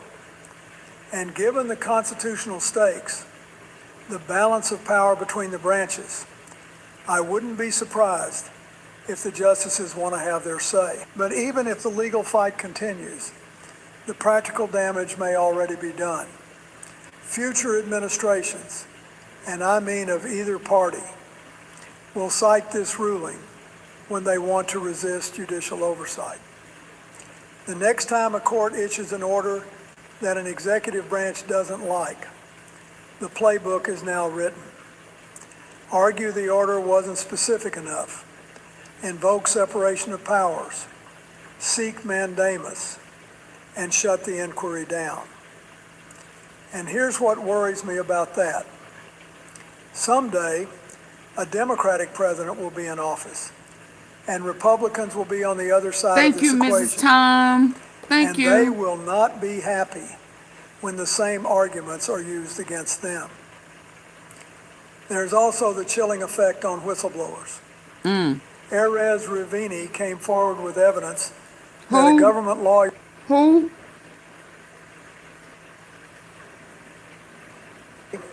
A Democratic president will be in office, and Republicans will be on the other side of this equation.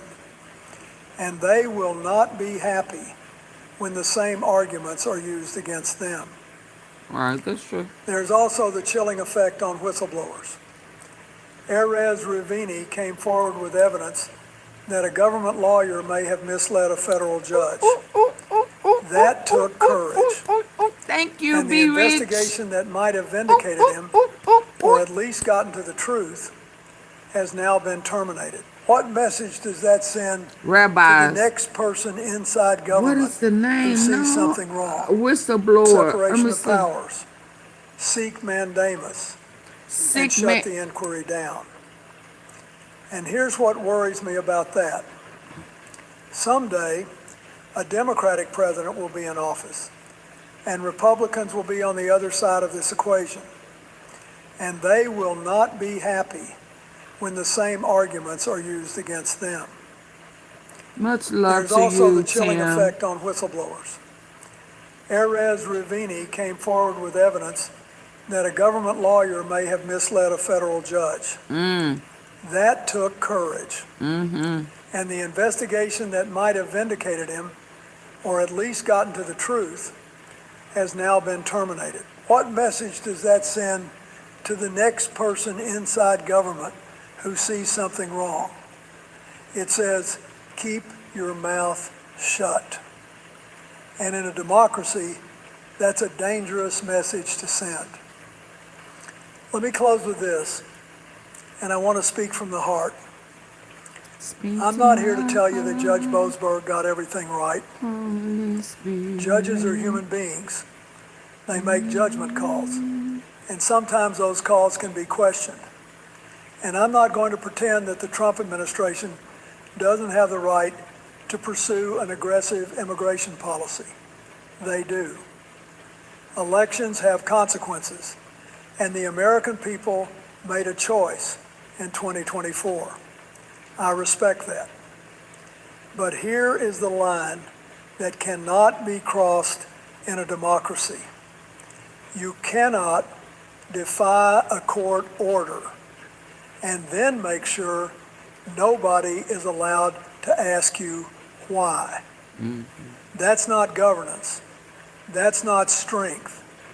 That's the kind of thing that happens in countries we used to lecture about human rights. Judge Childs wrote that the fate of our democratic republic depends on whether we treat contempt of court as a public offense. She's right. And I'd add this.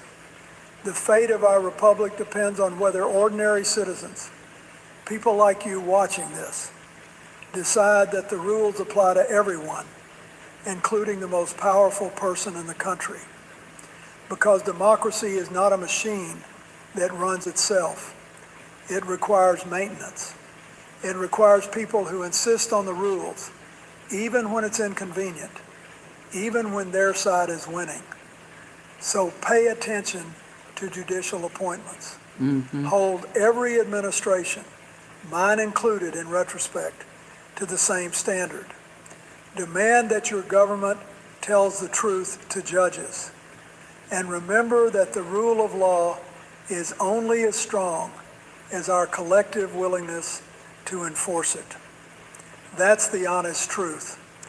And that's what I'd want you to carry with you tonight. This conversation came from left field. I was Oh not wow, expecting it that to was perform that was the way it good. did. That was good.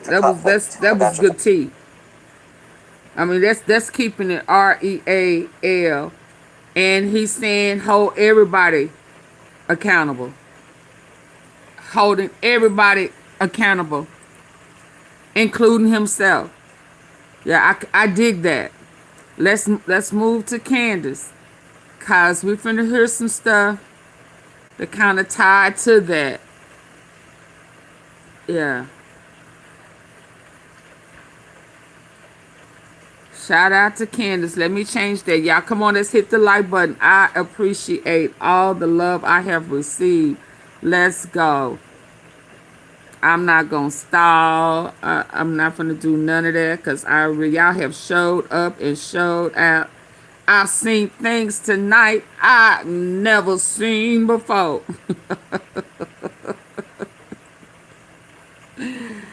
And I appreciate that. I love it. Okay, let me change my picture. Thank you. 100. She said keep it 100. Well,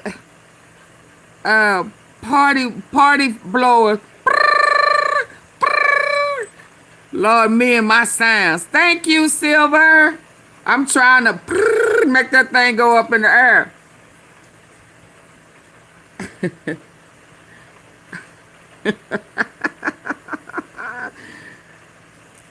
I don't know why that's doing that, but let's switch.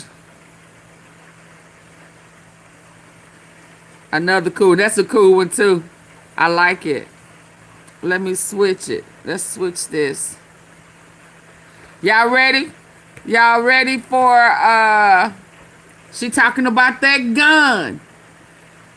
About Tyler Robinson, you know, and I everybody should have a friend like Candace. Every falsely accused should have a Candace doing research about their case. Baby, she is doing the job. Oh, I got another gift. The sun. Ooh, y'all know I love me some eye swag. A sun balloon. Thank you, Silver. That's beautiful too. Oh my God. The sun must shine. And I will be okay. That's what I told the storm with my shades on. Oh, before I start, here go one, y'all. Listen to this. Hold on. Before I...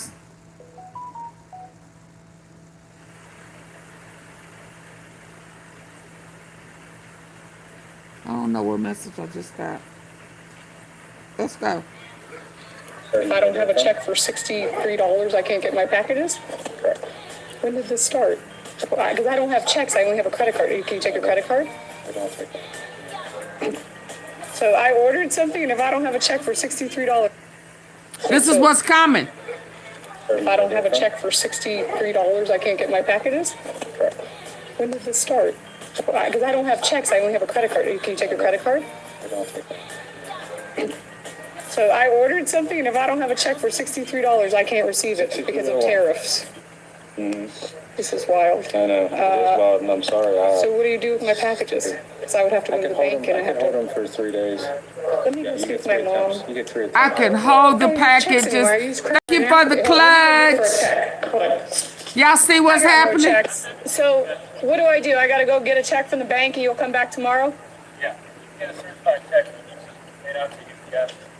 Like a cashier's check? Yeah. And what? And this is tariffs? Yeah. Anything like... Why aren't they telling us about it?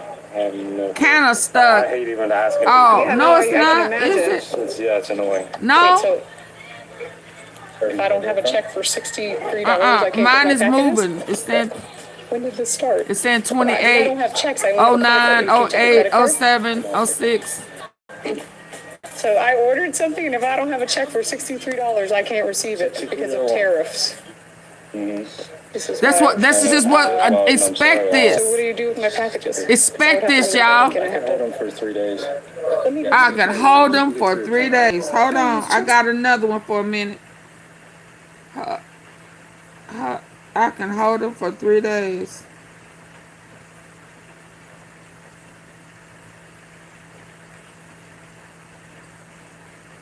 Democracy. This was about oil and think the U.S. just grabbed Nicolas Maduro to bring him to justice? Come on, let's talk about what's really going on. This wasn't about drugs or democracy. This was about oil and choking China. China's been feasting on cheap, sanctioned oil from the world's bad boys. Venezuela, Iran, Russia. Venezuela. Of our podcast and more exclusive content only available at MidasPlus.com. What's playing? Something else. Hold on. Hold on. I think we'll see China go after Taiwan. I think we'll see coordinated attacks from these terrorist organizations. I think Russia probably has more up their sleeve. Iran, Korea. They really have us from just about every angle. They believe the whole 20th century was anti-Chinese. The old security architecture from NATO, can y'all hear this? World Bank, to everything exists to serve America's interests, which in some parts they did exist to serve the interests of the winner. Originally, they were meant to create a strategic architecture that reinforced the dominance of the West. They reject all. I think we'll see China go after Taiwan. I think we'll see coordinated attacks from these terrorist organizations. I think Russia probably has more up their sleeve. Iran, Korea. They really have us from just about every angle. They believe the whole 20th century was anti-Chinese. The old security architecture from NATO to the World Bank to everything exists to serve America's interests, which in some parts they did exist to serve the interests of the winner. Originally, they were meant to create a strategic architecture that reinforced the dominance of the West. They reject all of those things. The only way they can implement a structure that serves them is by defeating us, and they know that. And they're ambitious enough, the leaders, Xi Jinping and others in the CCP, put in a plan to do it.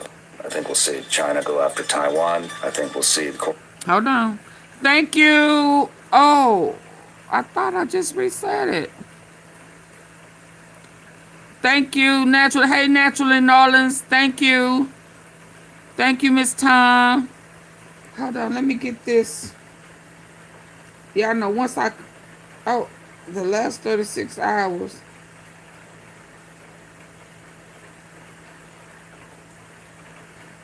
They are really doing the fool with that Trump. Ooh.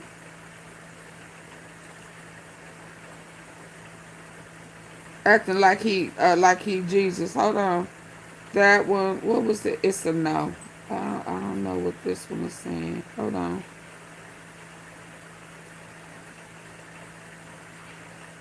Why does a rabbi who run the internet's biggest adult entertainment website, a rabbi, a Christian priest or a Muslim imam or any other religion would never associate with things like that? And it's not They just want to on take one us side out. either. Leonard Radvinsky is a Zio who runs OnlyFans. Zios own our entire media, and not just the news media or entertainment media and sports media, but also the adult entertainment media too. They make tons of money exploiting women and put that money back into lobbyist groups to help control America. And they do this with no moral restraint either. They make sure to capitalize it. Girls as young as 18, 19 years old, straight out of high school, they try to pull into their industry. We shouldn't even have teenagers in that industry. You have to be 21 years old to buy a drink at a bar, because we acknowledge teenagers are too young to make major decisions in their life.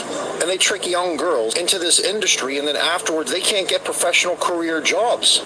That's exploitation, and they just don't give a damn. They just see us as goyim to make as much money as they can off of us. And it's also Zios who are tricking and trafficking Eastern European women into Israel, and there they're forced to spend the rest of their life in a brothel for the profit and entertainment of other Zios. And all these accusations, they're not even new. 60 years ago, Samuel Roth, a Zio, who fought against American morality and American good culture to push adult entertainment, books, and magazines. And these accusations existed in old Soviet Russia too, and also 90 years ago in Germany. And in Germany, just like today, they're not just exploiting women for profit, they're also pushing political agendas and social degeneracy too. And that's why they were doing all the book burnings in the 1930s in Germany, to get rid of all that filth propaganda. Zios own our media. And this particular media right here, they exploit women. They do it for propaganda, they do it for profit, and then they use that money against us. This will someday stop. But first, we need to make everybody aware of it. Gotta make us aware. Why does a rabbi... I think I got one more right that's close. We got some big breaking news coming in from RT Media. So RT Well, Media not really, just but put out a video of a young lady claiming that she was raped, at least my choked, legal name unconscious, doesn't and show. drugged by Eric Swalwell. So when this comes out to be true, we find out that these perverts have been sexually abusing and raping women. We got some big breaking news coming in from RT Media. So RT Media just put out a video of a young lady claiming that she was raped, choked, unconscious, and drugged by Eric Swalwell. So when this comes out to be true, we find out that these perverts have been sexually abusing and raping women on our tax dime, getting paid, writing laws that fucking destroy our lives. Do we get to go back and revoke all of these laws? I'm replying to me. Like, Okay. I just don't get how we get something like the Patriot Act, which was passed by a bunch of blatant Hey, criminals. Belinda. We all know they're fucking criminals now. They're all crooks. They could all be charged with crimes and put in prison for life. Does that mean we get to go undo all this horrific shit that they did in our country? You're gonna see this video of this young lady testifying. Eric Swalwell invited her to a fucking party. She was friends with Eric. So yeah, sure, I'll go. Decides to go. Eric's like, oh, hey, have a drink before we go. Has a drink. He drugged it. Then he's like, oh, yeah, on the way to this party, I just got to stop by my office or I got to stop by my hotel and grab some documents. Let's run in real quick. She said by the time she got to the fucking hotel room, she was incapacitated. She couldn't even fucking walk or talk. She fucking begins to sexually abuse her and starts to choke her, and she goes unconscious, and he continued to rape her. She's like, I thought I was dead. These are the scumbags that are controlling our fucking life. Every one of them is a fucking Eric Swalwell, outside of maybe the Thomas Masseys and the MTGs. You have the few that were uncorruptible, and the rest are just a bunch of dirt scumbags. Check this out. Invited me to 2 public events.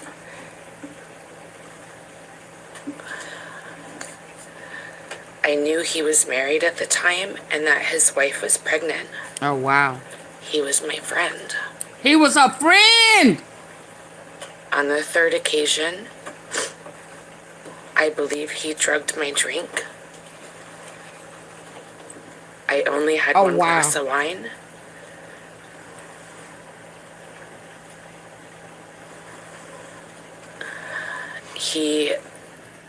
We got some big breaking news coming in from RT Media. So RT can't even fucking walk or talk. They're just a bunch of dirt. Knew he was married at the time and that his wife was pregnant. He was my friend. He was my friend. On the Thank you, 3rd Belinda. occasion, Thank you, damn shame. I believe he drugged my drink. I knew he was married at the time and that his wife was pregnant. He was my friend. Oh my God. On the third occasion, I believe he drugged my drink. I only had one glass of wine.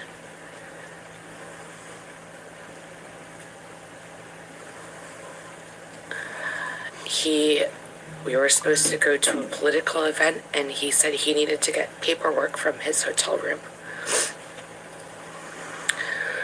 When I arrived at his hotel room, I was already incapacitated, and I couldn't move my arms or my body. He raped me, and he choked me. And while he was choking me, I lost consciousness. My male And I cousin, thought I died. and the neighbor was drugged. I did not consent to any sexual activity. To fight everyone. Although I did not undergo a rape kit at the time, I disclosed the assault to the people closest to me. We got some big breaking news coming in from RT Media. So RT Media just clean the rotting smell. We got some big breaking news coming in from RT Media. So he was my friend. Thomas Massey's and the MTGs. You have the few that were uncorruptible, and the rest are just a bunch of dirt scumbags. Swalwell, he resigned. Public events.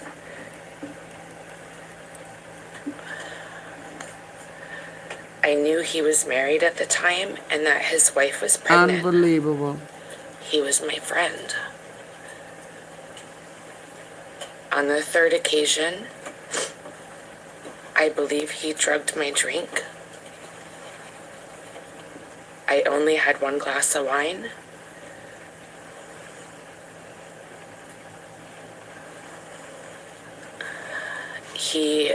We were supposed to go to a political event, and he said he needed to get paperwork from his hotel room. When I arrived at his hotel room, I was already incapacitated, and I couldn't move my arms or my body. He raped me, and he choked me. And while he was choking me, I lost consciousness. And I thought I died. She thought she died. I did not consent to any sexual activity. She thought she died. Although I did not undergo a rape kit at the time, I disclosed the assault to the people closest to me. We got some big breaking news coming in from RT Media. Hold on. Oh my God.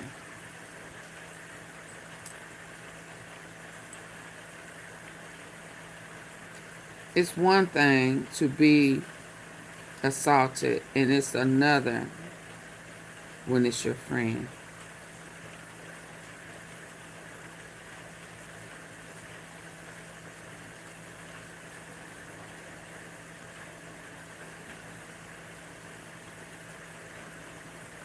Let's go.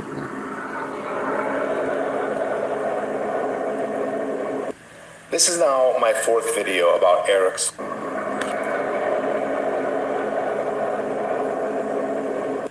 This is now my fourth video about Eric Swalwell.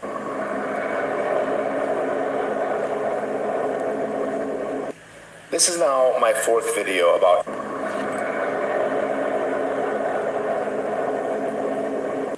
This is now my fourth video about Eric Swalwell. And I made the videos because of this. This is his office in Washington, D.C. I didn't even know. In Washington, D.C. yesterday. Let's see, yesterday we saw in New Jersey where they had 3 Israeli flags.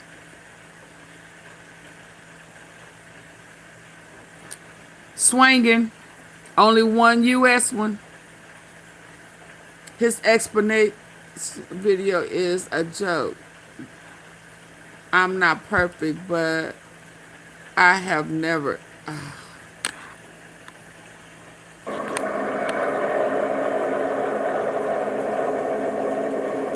This is now my fourth video about Eric Swalwell. And I made the videos because of this. This is his office in Washington, D.C. I didn't even know that there's like Epstein type allegations made against this sycophant. That I don't even know what he's doing and who that guy is with that woman who is clearly intoxicated. And the shit he was doing on camera. I don't even think that didn't look like a hidden camera. On camera, a married man with what is alleged to be a sex worker, another man. I don't know. I'm done, but I don't. With these fucking perverts, and this is why Jeffrey Epstein, the Mossad, Israel has so much power over our politicians. I don't know what was going on that. Commit sexual assaults and take advantage of intoxicated sex workers, but apparently they also, if you ask Donald Trump, appear that he was on his way, but others show up on islands and molest and rape. Y'all, we need to know. Listen, we need to know what's going on.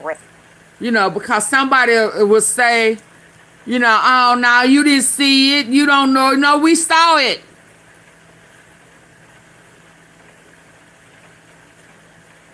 Yeah, we saw it. Cause somebody's gonna say you just saying that you don't have no evidence. Yeah, I saw it with my own eyes. Now, of course, if she was nude or they were on top of her and all of that, that would be different. But we need to know what's going on. We gotta stop having blind eyes. We have to know that it has been existing. So like with some people be in my comment section talking about TDS, no, there is no Trump deranged syndrome. This stuff, it's a whole party. It's a whole organized crime. It's a fraternity of elite men, politicians, all of that. And it's horrible. It is horrible.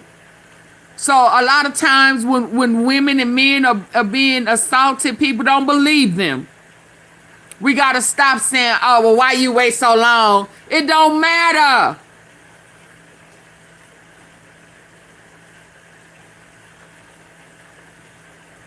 You stayed inside for 5 years. Bless your heart. Man, this is just horrible.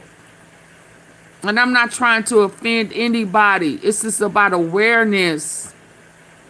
This is about putting the truth out there.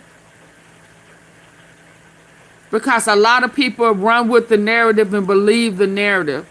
There are people who still believe that it's not even true about Trump.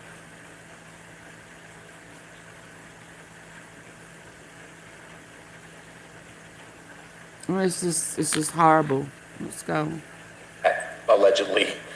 So this is why we can't get justice globally, and this is why the Mossad and the CIA, from behind the scenes, control all of the things that our governments do, and why we sit here and wonder it's been how going on you longer support than genocide. the 60s. And It's then a you whole see shit cult. like this, you're like, that's why. Because they're selfish. It's been going on longer than the 60s. Who are more worried about their reputations and their lifestyle than... In Trump's deposition, he said it's been going on millions of years. He's taking it back millions of years. That's his mindset. He feels entitled. So a lot of these mentally sick losers, they feel entitled as well. Let's move on.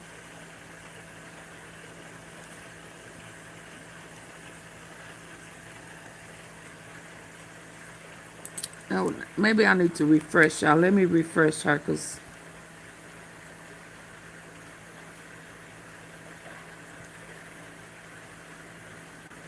£100 of marijuana from Jamaica.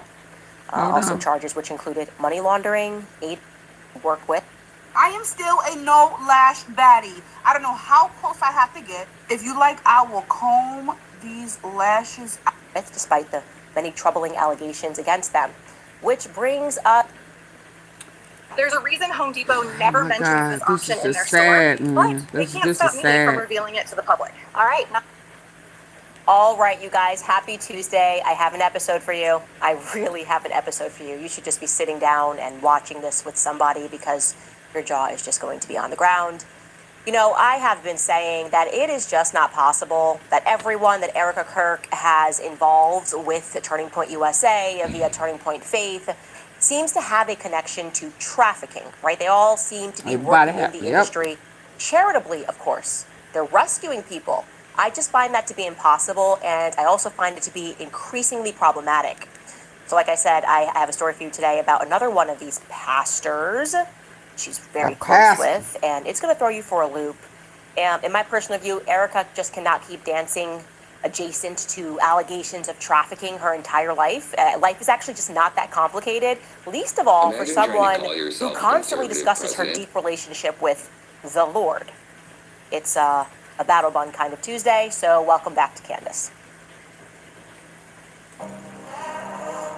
Did y'all catch that? And remember, hold on. Who constantly discusses because remember, I gave y'all a plan, a political plan. J.D. Vance will replace Trump. They already have a J.D. Vance and Kirk ticket. Oh Lord, they got another. They already have a J.D. Vance and Kirk ticket. They done bought the rights to that name. They're not happy with J.D. Vance. He's not about war. He's against war. So they will eliminate him. And then who will be there? First female president, Erika Kirk.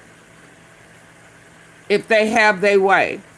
And she's already a part of human trafficking. She removed her husband. She was okay with taking out her husband. Okay? We got to stay woke.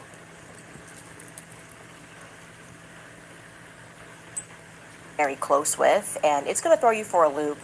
In my personal view, Erika just cannot keep dancing adjacent to allegations of trafficking her entire life. Life is actually just not that complicated, least of all for someone who constantly discusses her deep relationship with the Lord. It's Silver, who you talking about? What you talking about? Please stop giving your power away every time you don't go and do yourself. I don't know what you're trying to say. I'm going to remove that. Yeah, correct that. I don't know what you're trying to say. I don't know if you... Thank you. I've been better 15 years ago. Okay. You're talking about yourself. Bless your heart.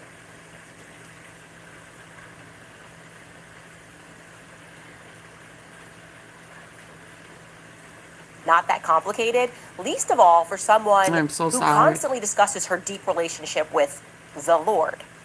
It's a battle bun kind of Tuesday, so welcome back to Candace.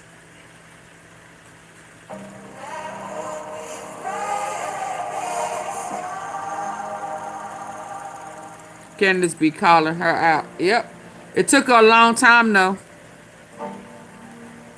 Turning Point Faith was the infiltration. How many times have you heard me say that? Over and over again. That was the big sea change. I guess that's a better way of putting it. When I left the organization, Charlie had just met Erika, a young woman who presented herself as being on fire for the Lord. And I feel like I blinked and suddenly the organization, which was once fully committed to free markets and capitalism, became all about the church. But whose church? Who is the Lord regarding which Erika is always referring to, right? People have noted that she rarely says Jesus Christ. Maybe they're nitpicking. Maybe I'm nitpicking, but during her first public address to the nation on September 12th, when she said, go to turningpointusa.com right now, she explicitly said in that speech, which was not written by her, I was told it was written by Blake Neff, that, quote, Charlie witnessed for his Lord and Savior, Jesus Christ. And then during the memorial, same deal, she similarly said, and I quote, "One moment Charlie was doing what he loved, he blinked and he saw his savior in heaven." Now, that could be because Erika's not writing her own speeches, I'm told. Erika didn't eulogize her own husband. Maybe that's why it felt a little impersonal. Blake Neff came in with a heavy assist. Now, that's unimaginable to me. Similarly, Justin Strike did not write his own speech for the memorial, I'm told. The broader point, though, for me, is that whenever I hear Erika discussing the Lord, as she typically says, it makes my skin crawl. It's not how I feel when I'm speaking about God with other people. There's something about the manner in which she says it that makes my skin crawl. Just like many of the troubled pastors that she has decided to partner with and to work with, despite the many troubling allegations against them. Which brings us to some shocking news for you today. Because for months, I have just been quietly working on my Egyptian plane timeline. Started with one plane, then I realized there was 2 planes, 3 planes, 4 planes. Never paying attention to the noise, right? I rather early realized a bizarre pattern that appeared to me at first, at second, and at third glance. I went, why do I feel like I'm looking at trafficking of some description? I don't know if it's drugs, I don't know if it's weapons, but this seems to me to be a very interesting pattern. Is product moving into the United States? Is it moving out of the United States? That's what I saw just when I looked through it myself.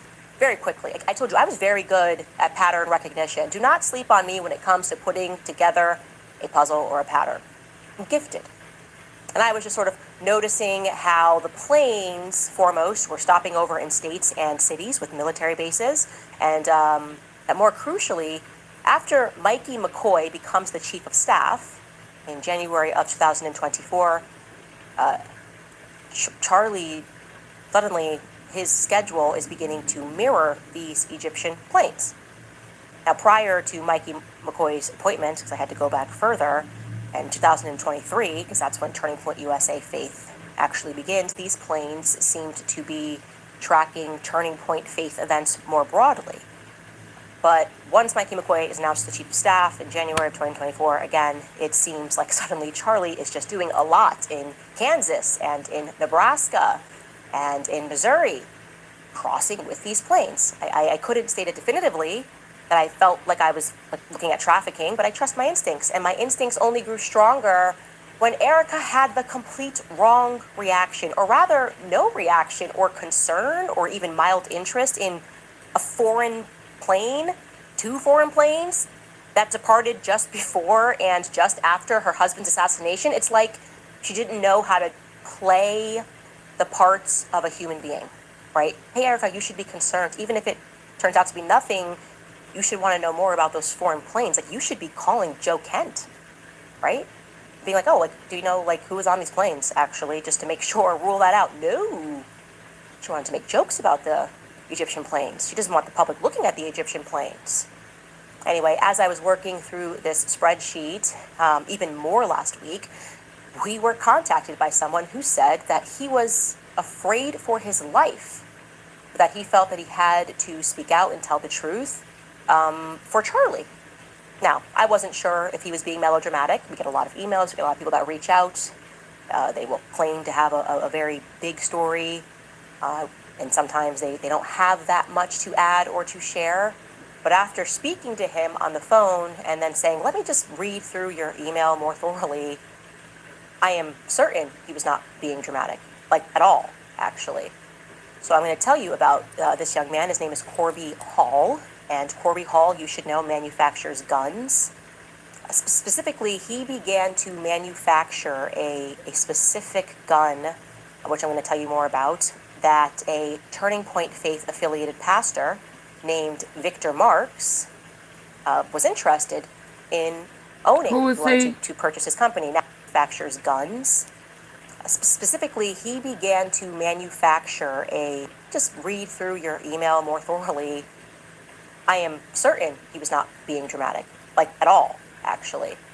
So I'm going to tell you about this young man. His name is Candace don't Corby understand Hall. Charlie has And been Corby Hall, you should know, silenced. manufactures guns. He's not really gone. Specifically, he began to manufacture a specific These gun, 13 which I'm going to tell you bloodlines more of about, families that a Turning Point Faith blew affiliated up pastor named Victor to about Marks was 50 million interested people. in owning. He wanted to purchase his company. Now, like many of the affiliated pastors with Turning Point Faith, he also happens to be a Marine veteran. He is currently, you should know, running for governor of Colorado. And he chose to announce his intention to run for governor of Colorado at a Charlie Kirk memorial event in Denver on September 14th, just a couple of days after Charlie was assassinated. He said that he felt in that moment, given the weight of the assassination, that God was calling him to run. Okay. How else is he tied to Turning Point? Well, he teaches an online educational course for Turning Point Faith entitled Freedom from Pornography. He also claims his 20-year-old son was at one point Charlie Kirk's assistant, who, quote, spent much time with Erika and their first baby girl, end quote. Now, we've been unable to confirm that he was Charlie's assistant. I certainly don't remember him being Charlie's assistant, but we'll take Victor Marks' word for it. And more crucially, you should know that he's not lying about his relationship with Erika, at the very least, right? Because Pastor Victor Marks and his wife Eileen Marks were one of the very first people to go see and greet Erika in the days following Charlie's assassination. Confirm that he was Charlie's assistant. I certainly don't remember him being Charlie's assistant, but we'll take Victor Marks' word for it. And more crucially, you should know that he's not lying about his relationship with Erika, at the very least, right? Because Pastor Victor Marks and his wife Eileen Marks were one of the very first people to go see and greet Erika in the days following Charlie's assassination. They comforted her, with cameras rolling, of course, because as we have established, it is perfectly normal to record these intimate, private moments of you grieving and seeing your friends after your husband was brutally assassinated in front of the world, right? You see your friend less than 48 hours later, make sure the cameras are going to capture your grief. And then, not only should they capture your grief that first time you hug your friend and see them, someone should just be like recording for Instagram, then someone should upload it to Instagram, as Victor Marks did, and put some, I don't know, impassioned music behind it. I'm going to show you that. I'm going to show you that beautiful hug captured and shared between Erika Kirk and Eileen Marks. Take a look. Is what it means to be held, how it feels. It says the moment that Erika Kirk sees Eileen for the first time after Charlie Kirk's assassination. Okay. If you're interested in that music, that song was called Held by Natalie Grant. Beautiful, just beautiful. Could you imagine it, though? Could you imagine that, letting people capture that? None of this is normal. This was a grief marketing campaign, but I digress because first I should point out, you may have also noted that Erika has her phone in her hand, the one that she allegedly did not turn on for weeks after Charlie died. But I digress again because I'm going to show you another photo this time of Erika being comforted by her dear friend Victor Marks in the building that she lives in. Again, we are like 72 hours after Charlie's death. She is in her own personal space. For some reason, they just felt like photography was welcomed.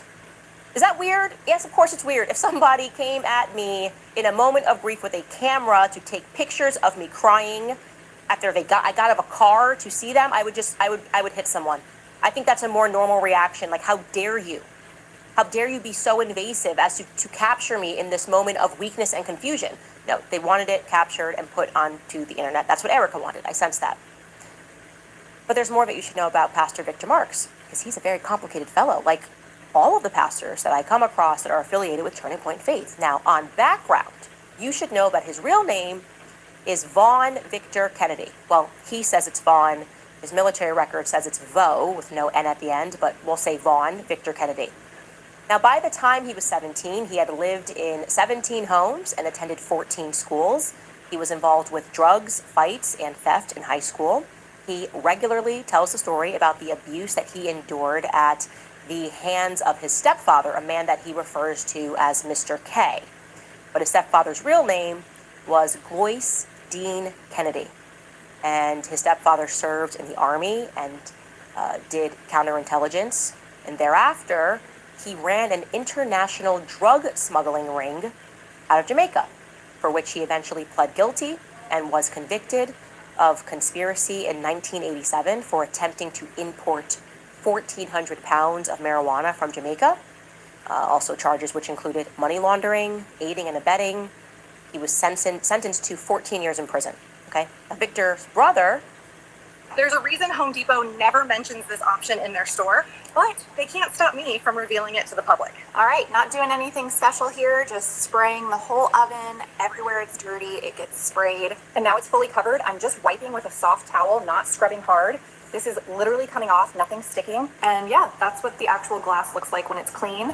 And look at that reflection, it's spotless. Now I'm doing the same thing please inside, hit the like and button. this is where it's usually the Allegedly. worst. Old grease, Oh, what I burnt smells, missed. That was stuff that's been another baked room. on. What you saying Kennedy, allegedly for? Who would go on to become an attorney, also pled guilty as the co-conspirator in that Yeah, I gotta back that it she up. lives in. Again, we are like 72 hours after Charlie's death. She is in her own personal space. For some reason, they just felt like photography was welcomed. Is that weird? Yes, of course it's weird. If somebody came at me in a moment of grief with a camera to take pictures of me crying after I got out of a car to see them, I would hit someone. I think that's a more normal reaction. Like, how dare you? How dare you be so invasive as to capture me in this moment of weakness and confusion? No, they wanted it captured and put onto the internet. That's what Erika wanted. I sense that. But there's more of it you should know about Pastor Victor Marks, because he's a very complicated fellow, like all of the pastors that I come across that are affiliated with Turning Point Faith. Now, on background, you should know that his real name is Vaughn Victor Kennedy. Well, he says it's Vaughn. His military record says it's Vo with no N at the end, but we'll say Vaughn Victor Kennedy. Now, by the time he was 17, he had lived in 17 homes and attended 14 schools. He was involved with drugs, fights, and theft in high school. He regularly tells the story about the abuse that he endured at the hands of his stepfather, a man that he refers to as Mr. K. But his stepfather's real name was Glois Dean Kennedy. And his stepfather served in the Army and did counterintelligence. And thereafter, he ran an international drug smuggling ring out of Jamaica, for which he eventually pled guilty and was convicted of conspiracy in 1987 for attempting to import 1,400 pounds of marijuana from Jamaica. Also charges which included money laundering, aiding and abetting. He was sentenced to 14 years in prison. Okay. Now, Victor's brother, Mike Kennedy, who would go on to become an attorney, also pled guilty as the co-conspirator in that drug trafficking ring. He took a plea deal, so he only served a year and a day in exchange for testifying against his stepfather, Glois. What about his biological dad? Victor Marks' biological dad was apparently cut from the same cloth. His name was Karl Marx. Okay? And he was a pimp, a drug dealer, and also a world-famous martial arts expert who spent time in a mental hospital for his homicidal tendencies. Now, I know what you're thinking. You're thinking maybe Victor had angelic grandparents who kept him safe from all of this dysfunction, but you would be wrong. Now, unfortunately, his grandfather, on his dad's side, killed his grandmother before he turned the gun on himself and committed suicide in public. Oh, wow. About Victor himself. Well, Victor It's a killed pattern, a man at y'all. the age of 7, but to be clear, Victor Naturally, is my very eyes open about are that story, as heavy. he is with Taking every off my story. Some people glasses don't and believe his putting down stories. I'll let the you be the phone. judge. And he makes it What clear am I that missing, his y'all? I stepfather stepped made him away. do I'm it in sorry. a moment of terrifying abuse, and I will let Okay, you so let me hear. pause. Did I miss something, y'all? Miss Tom eyes is creep walking. Big Precious saying allegedly. Y'all, what I miss? Erika, that's facts. Peace. Hey, JR.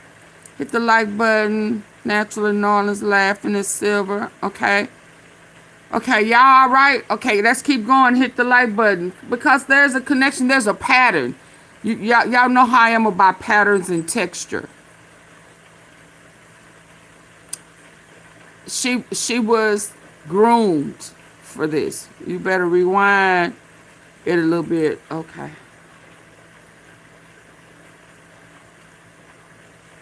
Very complicated fellow, like all of the pastors that I come across that are affiliated with Turning Point Faith. Now, on background, you should know that his real name is Vaughn Victor Kennedy. Well, he says it's Vaughn.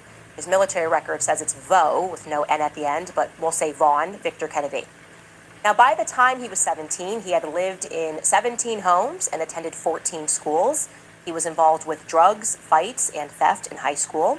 He regularly tells the story about the abuse that he endured at the hands of his stepfather, a man that he refers to as Mr. K. But his stepfather's real name was Glois Dean Kennedy.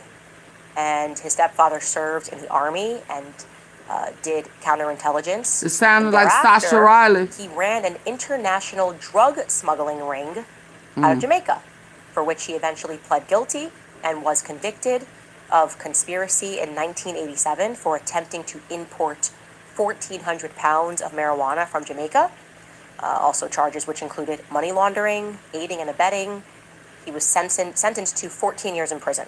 Okay. Now, Victor's brother, Mike Kennedy, who would go on to become an attorney, also pled guilty as the co-conspirator in that drug trafficking ring. He took a plea deal, so he only served a year and a day in exchange for testifying against his stepfather, Glois. What about his biological dad?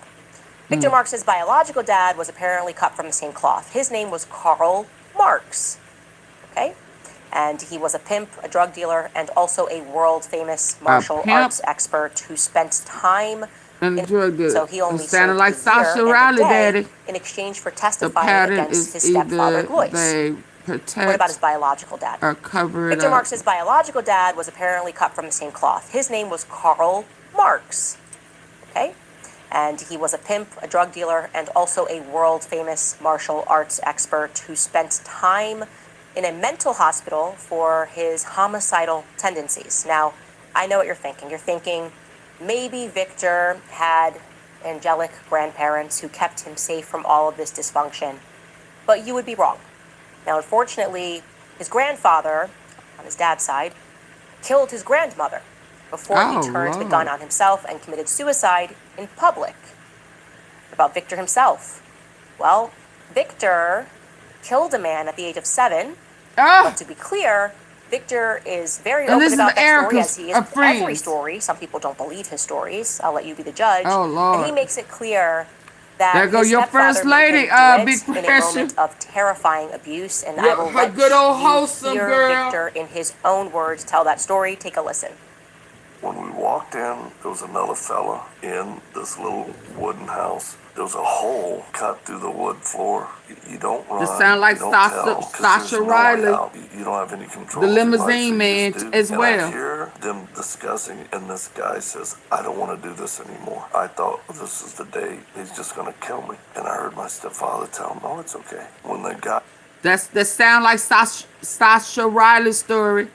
That's what happened to Trump. That's how he ended up in a diaper. Sasha felt like he was that the DJT was going to unalive him. Y'all remember that? This has a texture that your daddy or stepdaddy or adopted daddy pulled you into this elite club where they was doing all type of illing, graping, trafficking, Dixie Mafia. This is what it sounded like.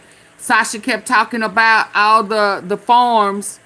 You know, oh my God, it's a pattern. We'll let you hear Victor in his own words tell that story. Take a listen. When we walked in, there was another fella in this little wooden house. There was a hole cut through the wood floor. You don't run, you don't tell, because there's no way out. You don't have any control of your life, so you just do. And I hear them discussing, and this guy says, I don't want to do this anymore. I thought, well, this is the day he's just going to kill me. And I heard my stepfather tell him, oh, it's okay. When the guy kind of relaxed, my stepfather punched him, bam, knocked him unconscious, drug him to the hole in the floor, sat him up on his knees, handcuffed him, and then he pulled out a pistol. And he said, come here, boy, you're going to shoot this man. I was standing behind him, and he placed the pistol in my hand. I was just like, I can't. My stepfather, he put one hand on my wrist, and he put his finger over my trigger finger, and then he pushed, and I pulled, and I shot the guy in his head, and it killed him. Oh, he slumped over. He wiped his hand on the blood on the wood floor, and he slapped it in my face and mouth like they do when you kill your first deer. And he said, boy, that's your first kill of a man. Now, to be clear, the part that you didn't hear is he says that his dad invited this man over to abuse him, and then the man couldn't do it, so they killed him. But then right after the story, when he slaps him in the face, he says that's the last time his stepfather ever abused him. Abuse him. And he said, boy, that's your first kill of a man. Now, to be clear, the part that you didn't hear is he says that his dad invited this man over to abuse him, and then the man couldn't do it, so they killed him. But then right after the story, when he slaps him in the face, he says that's... So he was going to grape. He was going to grape him. And because the man said he can't do it anymore, he made him unalive him. Because he was going to be a problem. It's a pattern. I need for y'all to please hit the like button.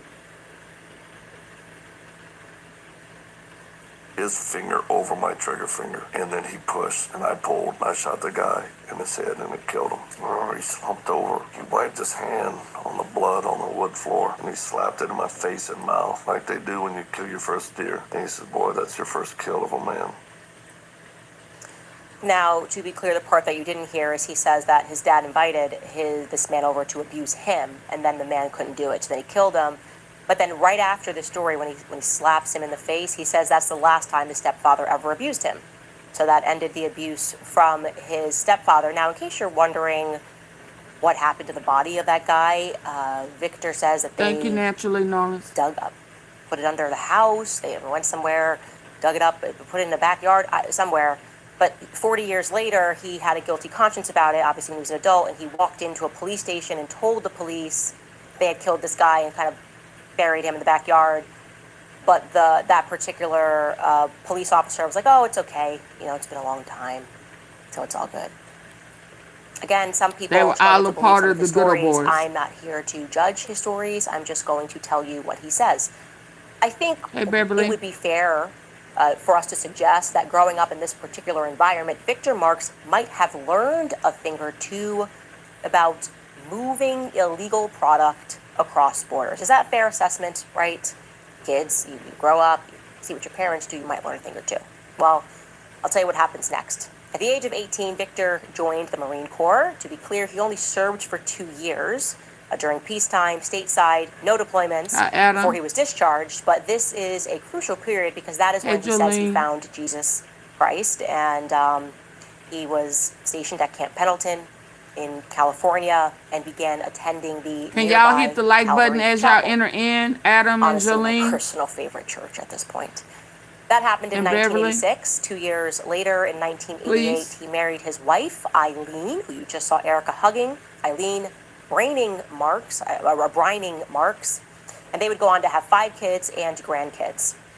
In 2003, he and his brother, who got that light sentence, who was out of prison, now began All Things Possible Ministries. Okay, that's it. They were saved, of course. Thank you. Now they ministers. Calvary Chapel, as we have shown you in the past, has a long history of these sorts of characters going on to become pastors, getting involved. So the fact that he got his story started with faith with Calvary Chapel, this makes sense to me. Now, it wasn't all peaches, I'll say that. In 2023, there are so many stories I could tell you, but I'm just trying to limit some of them. In 2003, Eileen, his wife's brother, Kenneth, for some reason, his brother-in-law tried to shoot him on his own property. Fortunately, Victor made it out okay, but Eileen's brother would go on to kill his own girlfriend, for which I believe he is currently awaiting trial. Okay. a lot going on in his family. So how is Victor as a husband and a father, you might be wondering? Well, he openly admits that he punches holes in the walls of his house about once a year, and he tells his wife and his kids not to cover it up so that people can see what he's done when they come over. He also openly states that he himself struggles with suicidal and homicidal tendencies. What does that mean? What does that mean when you struggle with homicidal tendencies? What does that actually mean? Did I mention that he's running for the governor of Colorado? Good luck, Colorado! See you never if this man wins. Anyway, so what does this have to do with Charlie Kirk and Turning Point and September 10th? Well, I am going to tell you because Victor, like his stepdaddy, was allegedly interested in trafficking, particularly arms, over to Haiti, and he contacted a man named Corby Hall to get this done. Now, Corby, I'm going to read you his statement, and so you know exactly who he is. And it starts with, I, Corby Hall, am the inventor, the founder, and the sole owner of Fold AR, a uniquely positioned firearms development company that specializes in producing the most compact rifles that have ever been created. By way of my patented technology, Fold AR manufactures and sells full capability rifles that remain fully assembled and deployable from a standard sized backpack within seconds. Now I'm going to show you that product that he makes, and I will also tell you that he created this after a school shooting. He became passionate. He wanted to help school resource officers be able to have an AR that they could keep in backpacks, deploy them if necessary, but that would be unassuming if you were in schools. This became his passion project, and he created this unique Fold AR. So let's watch this Fold AR in action. Here's the pen that erases scratches instantly. Look, no cut, no Photoshop. We let the liquid flow into the tip of the pen, then simply apply it, and the polymer in the liquid fuses with the color and fills the scratch. So you get a completely smooth surface. The pen works on all colors, and even on plastic, it works in the same way. The scratch disappears instantly. To celebrate 100,000 orders, it's on sale until midnight. Click on Shop Now to order yours. Here's the magic pen that erases scratches instantly. Look, no cuts, no Photoshop. We let the liquid flow into the tip of the pen, then simply apply it to the scratch. The polymer in the liquid fuses with the color and fills the scratch. You can remove any excess product if necessary, leaving a completely smooth surface. The pen works on all colors and even on plastic. Look, it works the same way. The scratch disappears instantly. To celebrate 100,000 orders, it's on sale until midnight. Click Shop now to order yours.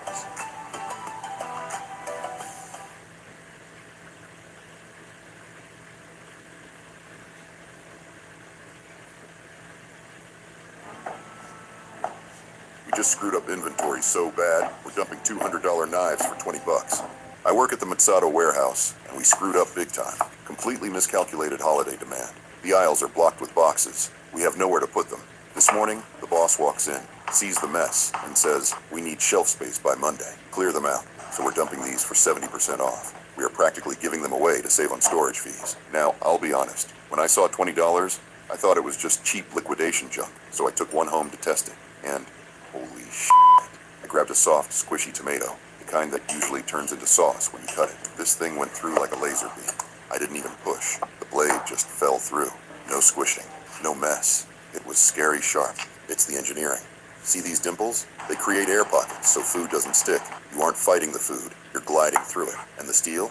They use Japanese ice hardening techniques. They freeze the steel below negative 300 degrees. That changes the molecular structure completely. Same process used for samurai swords. This isn't some factory assembly line crap. This is actual craftsmanship. It's not just sharp, it's durable. I did the math.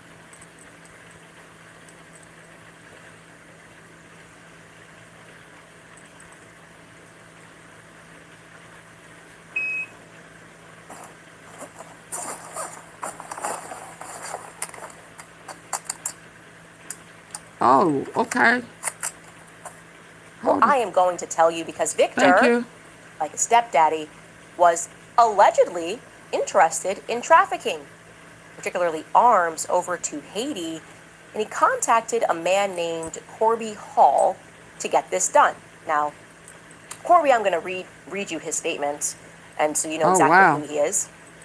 And it starts with, I, Corby Hall, am the inventor, the founder, and the sole owner of Fold AR, a uniquely positioned firearms development company that specializes in producing the most compact rifles that have ever been created. By way of my patented technology, Fold AR manufactures and sells full capability rifles that remain fully assembled and deployable from a standard sized backpack within seconds. Now I'm going to show you that product that he makes, and I will also tell you that he created this after a school shooting. He became passionate. He wanted to help school resource officers be able to have an AR that they could keep in backpacks, deploy them if necessary, but that would be unassuming if you were in schools. This became his passion project, and he created this unique Fold AR. So let's watch this Fold AR in action.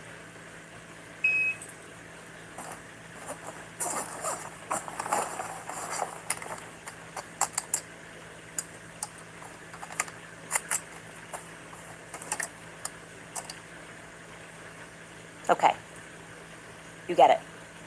Do not go away, because we are going to take a brief break before I tell you this full story. It's so insane. I feel like I'm making it up, but I'm not making it up. We'll be right back after a quick break. All right, you guys, what makes Mimi skincare is that it's done thoughtfully, gentle, effective, and IMI skincare. Y'all see what I'm talking about? December 1st, 2023, Corby Hall. So this is going to be in first person, and he 10 at checkout for a discount. Again, that's NIMI skincare.com. Okay, so I am going to read this in the words that were written by Corby Hall. So this is going to be in first person, and he's presenting here just a timeline of the factual events regarding Victor Marks. Again, Erika's dear friend, right? Somebody you want to see immediately after at your home after Charlie Kirk's been assassinated. I would say that's a dear friend. He writes that on or about December 1st, 2023, at the request of Victor Marks, Melody, my then girlfriend, who earned her place as COO of Fold AR, and myself drove from Texas to Colorado Springs to provide a demo of the Fold AR to Mr. Marks. Melody had followed Mr. Marks on social media for many years and noted that he was seeking the ultimate compact weapons system to use on quote-unquote high-risk missions. During our demo at his home base gun range, Mr. Marks approached me separately and asked if I would make a signature series rifle for him. He went on to tell me that he was exploring this Listen as well to this, with y'all. other for many years, and noted that he was seeking the ultimate compact weapons system to use on quote-unquote high-risk missions. During our demo at his home base gun range, Mr. Marks approached me separately and asked if I would make a signature series rifle for him. He went on to tell me that he was exploring this as well with other much larger manufacturers, but that the Fold AR is, quote, the only one that makes sense. After the demo, Mr. and Mrs. Marks invited Melody and I into their house, and he proclaimed that he felt the hand of God on us and stated that he was told by God that an abundance was headed our way. During the living room meeting, Mrs. Marks identified a very unique connection between Melody and I, and she asked why we were not married. We responded that we would eventually get married, but that it was not a priority for either of us. From this point, Mr. and Mrs. Marks began asking personal and religious questions. The responses led into how the Fold AR came into existence, resulting in me explaining the story of how, at 16 years old, I was briefly falsely identified as a person of interest in the Columbine massacre in 1999 by certain investigative agents. Once this was revealed, Mr. and Mrs. Marks went into another room for a few minutes. When they returned, Mr. Marks stated, and Mrs. Marks affirmed, that she had had a dream and a vision the night before, that they would be a part of a greater mission to protect children. And with the revealing of the story, it became obvious that the mission would be to help us to get the Fold AR on the backs of school resource officers around the country. Melody and I were in agreement with the Marxist conclusion that God was doing something significant, as the coincidences were too powerful to ignore. Mr. Mark then performed what he described as a retooling prayer on both Melody and myself, which is a whole different topic. Worth further discussion separately. Now, he did send that retooling prayer over to me, and I do want to let you know that Victor Marks, effectively what he does is he pretends that he is going to summon and then extract information from demons that are inside of you. Don't know how he became qualified to do that. He tells you that he needs you to kneel in a circle. He says the patterns actually parallel practices that are found in occult ritual frameworks. He then confronts the demons in these prayer setups, and he demands that the demons tell them the truth about what God is trying to tell the person. So he commands the demons to tell them what God wants. Wow, that gives demons a lot of power. The demons are telling you what God wants. Anyway, I digress. Following our initial meeting with the Marxes, we released the Victor Marx Signature Series rifle at the SHOT Show in 2024. The Marx participated in the release, attending our show booth for several hours each of the 4 days of the show. On January 24th, 2024, Mr. Marx married Melody and I in his hotel room with several of our industry friends present.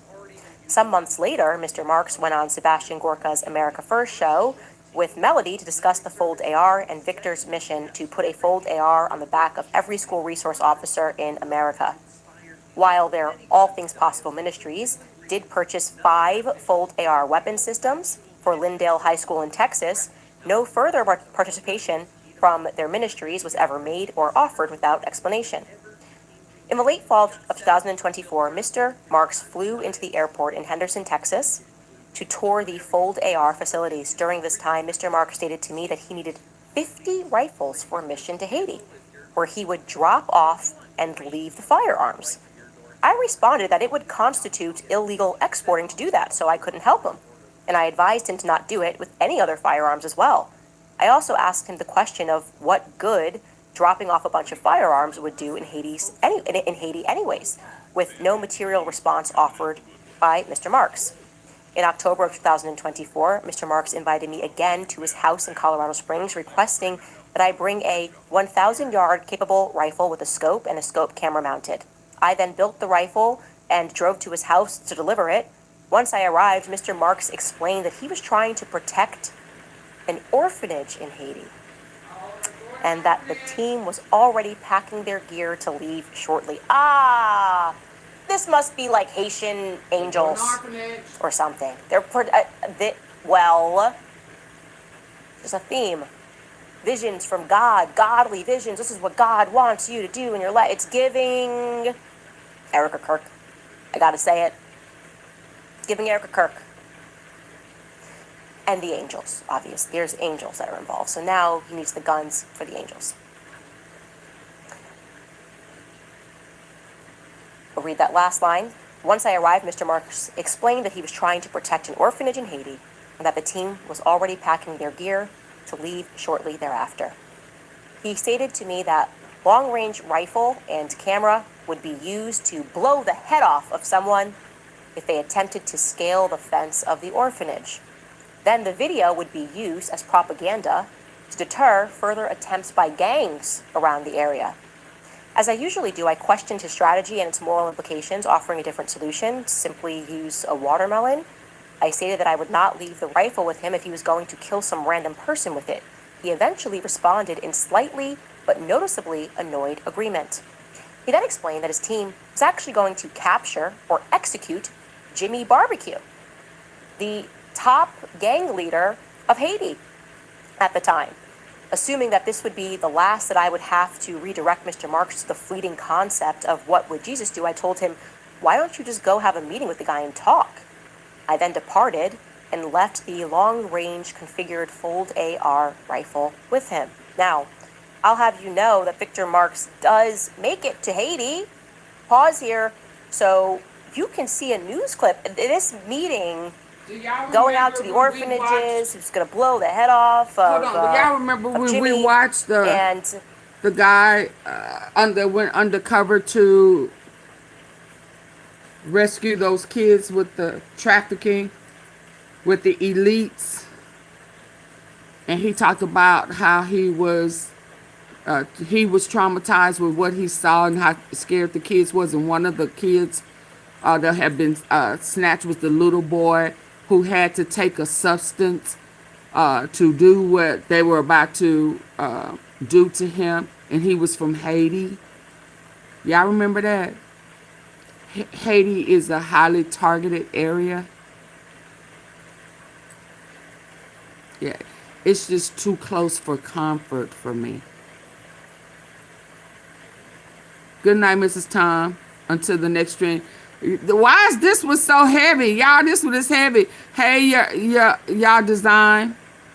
Yeah, do y'all remember that? Delete it. Yeah. It's what's happening, y'all.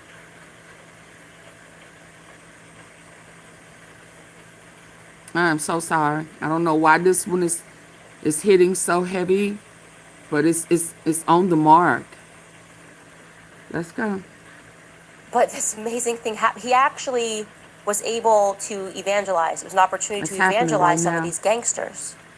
To deter further attempts by gangs around the area. As I usually do, I questioned his strategy and its moral implications, offering a different solution, simply use a watermelon. I stated that I would not leave the rifle with him if he was going to kill some random person with it. He eventually responded in slightly but noticeably annoyed agreement. He then explained that his team was actually going to capture or execute Jimmy Barbecue, the top gang leader of Haiti at the time. Assuming that this would be the last that I would have to redirect Mr. Marks to the fleeting concept of what would Jesus do, I told him, why don't you just go have a meeting with the guy and talk? I then departed and left the long-range configured fold AR rifle with him. Now, I'll have you know that Victor Marks does make it to Haiti. Pause here so you can see a news clip. This meeting going out to the orphanages. Jason, you can rewind it. I don't have the red line on. Go back and rewind it, baby. He actually was able to evangelize. It was an opportunity to evangelize some of these gangsters. Take a listen to this news clip on CBN News. The FAA has banned U.S. flights to Haiti after 3 planes were hit by gunfire over Port-au-Prince this week. At the center of the chaos in Haiti's capital is the leader of a deadly group of gangs. After a visit from an American missionary, that gang leader is now pledging to protect orphanages and Christian workers. CBN's Chuck Holton has this exclusive report. Port-au-Prince feels like a war zone. Gangs control the majority of the city and want more. Even so, missionary Victor Marks is still investing in ways to ease the suffering. The orphanages. The reason I'm here in Haiti doing all this high-risk missionary stuff is a while back we responded to the urgent request of an orphanage that was under imminent threat of attack by many considered the most notorious gang in Haiti, the Moazi 400. It broke my heart to think of the possibilities were if this gang attack to take control over that area. While the orphanage was saved, a desperate population remains. Some say gang leader Jimmy Barbecue Cherizier is Haiti's most dangerous man. He faces sanctions from the U.S. and the United Nations. Entering his territory uninvited is all but suicidal. Yet when he offered an interview, Marks and his team quickly accepted.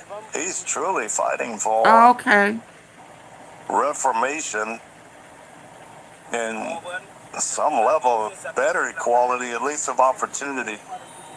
And he doesn't make himself out to be a saint, but yet, prayed with him. We got to pray with him. Hear his heart for vision. Pray you fill him with your spirit, God. Give him your eyes and heart. Increase his capacity for love. This super bright flashlight is so impressive that even my friend's husband wants to buy. That is just amazing. It is amazing. A beautiful story. It's just too close for comfort for me. Anyway, let's fast forward to 2025, right? it's so they're more. in conversation about this company. Now, in the first quarter, and I'm again reading in first person here, in the first quarter of 2025, Mr. Marks had offered to help find an investor for Fold AR. After all, he knew that we were just barely skimping by financially, as there is not much margin and a lot of risk in manufacturing rifles with a very saturated and volatile market. So yeah, jumping into 2025, he and his wife are wanting to sell this company. They're cash strapped. They're willing to make this deal with Victor Marks on essentially two conditions. The first is that the guns are going to be used for school resource officers. They wanted school security to be the primary and permanent mission. The second is that they wanted to have enough money, if they agreed to sell the company, that it would be enough money that they would no longer have to work. So those were pretty simple two conditions that they had. He tells us that as the stress of this had built up on my wife and I drove to Mr. Marks' house to discuss both personal and business-related matters. When I arrived late at night, Mr. Marks and his COO, Chaz Yandel, he goes to Haiti, by the way, met me at the hotel. They were both wearing bulletproof vests. We sat down in the dining area, and Mr. Marks stated that he intended to perform another retooling prayer on me. I politely rejected his offer, advising him that it would be akin to me making an idol of him, as continually seeking deliverance from man is man worship. He appeared to respect my rejection, although later he would reveal his underlying reaction. Mr. Yandel stayed at the hotel that night in a room down the hall from me. Mr. Marks had a bodyguard near me, and all were wearing bulletproof vests at all times. I thought nothing of it. they was finna take him out. Mr. Marks represented to me that they were just breaking in the vests, and I proceeded to train his bodyguard on how to deploy the Fold AR. I spent 3 days with Mr. Marks where we discussed all sorts of topics, from biblical prophecy, end times, underground bunkers, marriage, salvation, and finding an investor for the business. As part of this, Mr. Marks revealed that he was discussing the acquisition with Sig Sauer and their top shooter, Daniel Horner, who Mr. Marks stated had received and tested the Fold AR and had given the thumbs up for Sig's involvement. He further stated that his accountants could only come up with a $2 million valuation, including the patent. Then he stated that he personally wanted to purchase 51% of the company. Now, while I did present some challenges to his proposal, I did not initially accept or reject it, and I let him continue to try to sell his reasoning. At this point, I wanted to see where this plane would land. As he talked further, I supposed that he assumed that I was on board. As we were walking his track around his property discussing this, he then stated that the IDF needed my guns. I responded, "Oh yeah, that would be great. They have 3,700 schools." And I turned to him. As he stopped walking, he stated, "No, they need 50,000 guns for operations in Gaza, Lebanon, and Syria." Are y'all listening? What y'all good here? is? Continuous eye contact. I guard near me, and all were wearing bulletproof vests at all times. I thought nothing of it, as Mr. Marks represented to me that they were just breaking in the vests, and I proceeded to train his bodyguard on how to deploy the Fold AR. I spent 3 days with Mr. Marks where we discussed all sorts of topics, from biblical prophecy, end times, underground bunkers, marriage, salvation, and finding an investor for the business. As part of this, Mr. Marks revealed that he was discussing the acquisition with Sig Sauer and their top shooter, Daniel Horner, who Mr. Marks stated had received and tested the Fold AR and had given the thumbs up for Sig's involvement. He further stated that his accountants could only come up with a $2 million valuation, including the patent. Then he stated that he personally wanted to purchase 51% of the company. Now, while I did present some challenges to his proposal, I did not initially accept or reject it, and I let him continue to try to sell his reasoning. At this point, I wanted to see where this plane would land. As he talked further, I supposed that he assumed that I was on board. As we were walking his track around his property discussing this, he then stated that the IDF needed my guns. I responded, "Oh yeah, that would be great. They have 3,700 schools." And I turned to him. As he stopped walking, he stated, "No, they need 50,000 guns for operations in Gaza, Lebanon, and Syria." Being a person Haven't who they all usually been avoids bombed? continuous eye contact, I dead stared him in the eyes, waiting for his response as he waited for mine. After telling his bodyguard to step back a few paces, his response to me was, "Do you know that I could whoop your ass right here and there's nothing that you could do about it?" I remained motionless, staring him in the eyes with no response while he was getting fidgety. After about 15 seconds, he starts walking again and he says, "That's why I'm never going to engage in scripture with you," which followed prior discussions where I had challenged his plans and his doctrine using scripture in the most respectful and tempered way. During that walk, I eventually reaffirmed to him that I would not be accepting an investor or a buyer who would not fully commit to the obvious mission of protecting children in schools. Wow. While at Mr. Marks's residence, he showed me a structure that was being built behind his house, which included a large underground bunker and a front-facing firearm port built into the concrete structure and an indoor shooting range. He stated that the intention of the complex would be used for spiritual retooling of traumatized officers who worked child sex trafficking cases in partnership with local, state, and federal agencies, and it was going to be exclusively funded by donors. Days after I left his residence, we continued our conversations in a different tone. He continued on telling me that there is no longer a need for fold AR in schools. He cited some school shooting data statistics in error.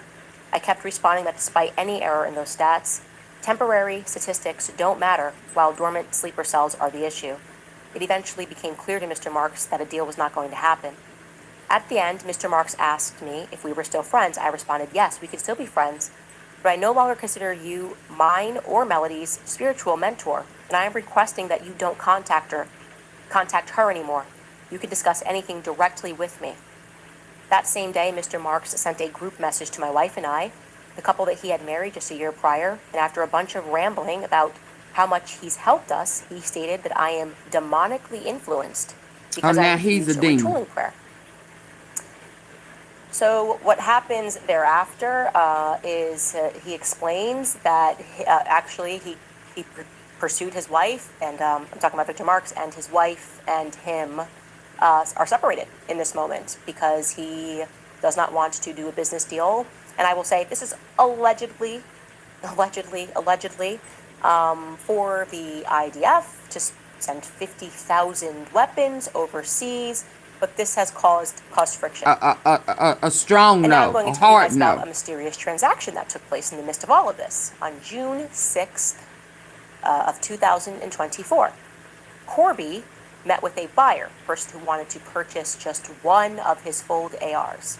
And it was a Texas deputy, no less. There go And he purchased a fold AR with the serial number 02735.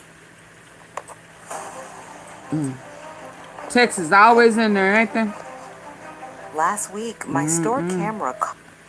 Fast forward about a month later, on the 4th of July in 2024, that Texas deputy contacted Corby, and he told him that the gun was stolen at a gas station in Midland, Texas. He said that he had accidentally left the car doors, the windows down, and someone grabbed the backpack with the fold AR inside of it. And that Texas deputy then claimed that he reported it to local Midland police, and that was it. No more follow-up, no one contacted Corby, nothing, just a missing gun. We're going to fast forward again to September 10th, 2025, the morning of Charlie Kirk's assassination at 9:33 a.m. Central. So again, this is a full year and 2 months later after this gun went missing, and Corby receives an email from the ATF. They're conducting a trace on that exact gun. Now, you might be like me, you might not know what that means. What does an ATF trace on a gun? Why do they do that? What does it mean? Well, the ATF is, of course, the Federal Bureau of Alcohol and Tobacco and Firearms and Explosives. They're involved, got involved in this case quickly, as we know, came back with the inconclusive trace on the Tyler Robinson gun. And when they are doing a trace, when they email you and say that they are conducting a trace, what it means is that they are seeking to identify the first retail purchase of a firearm that they have determined is involved in a crime. So let me restate that to you. On the morning of Charlie's assassination, they reached out to Corby, effectively saying, this gun is involved in a crime, and you are the manufacturer, and we'd like to know where you sent it. You have 24 hours to respond to these emails, by the way, as a gun manufacturer or a gun seller. Corby did, and mysteriously he heard nothing back. There was no follow-up. He felt very weird about it, given the eventual assassination of Charlie Kirk, everything that was surrounding the gun, no gun, magic bullets that went through. And so what he did was he decided to reach back out to the person he sold the gun to, the Texas deputy sheriff guy. And he picked up the phone and he said, no, ATF never contacted me. The person who the gun was sold to, the deputy also told him that he had checked some system that he has available and he has access to, and that gun is somehow not even reported as missing.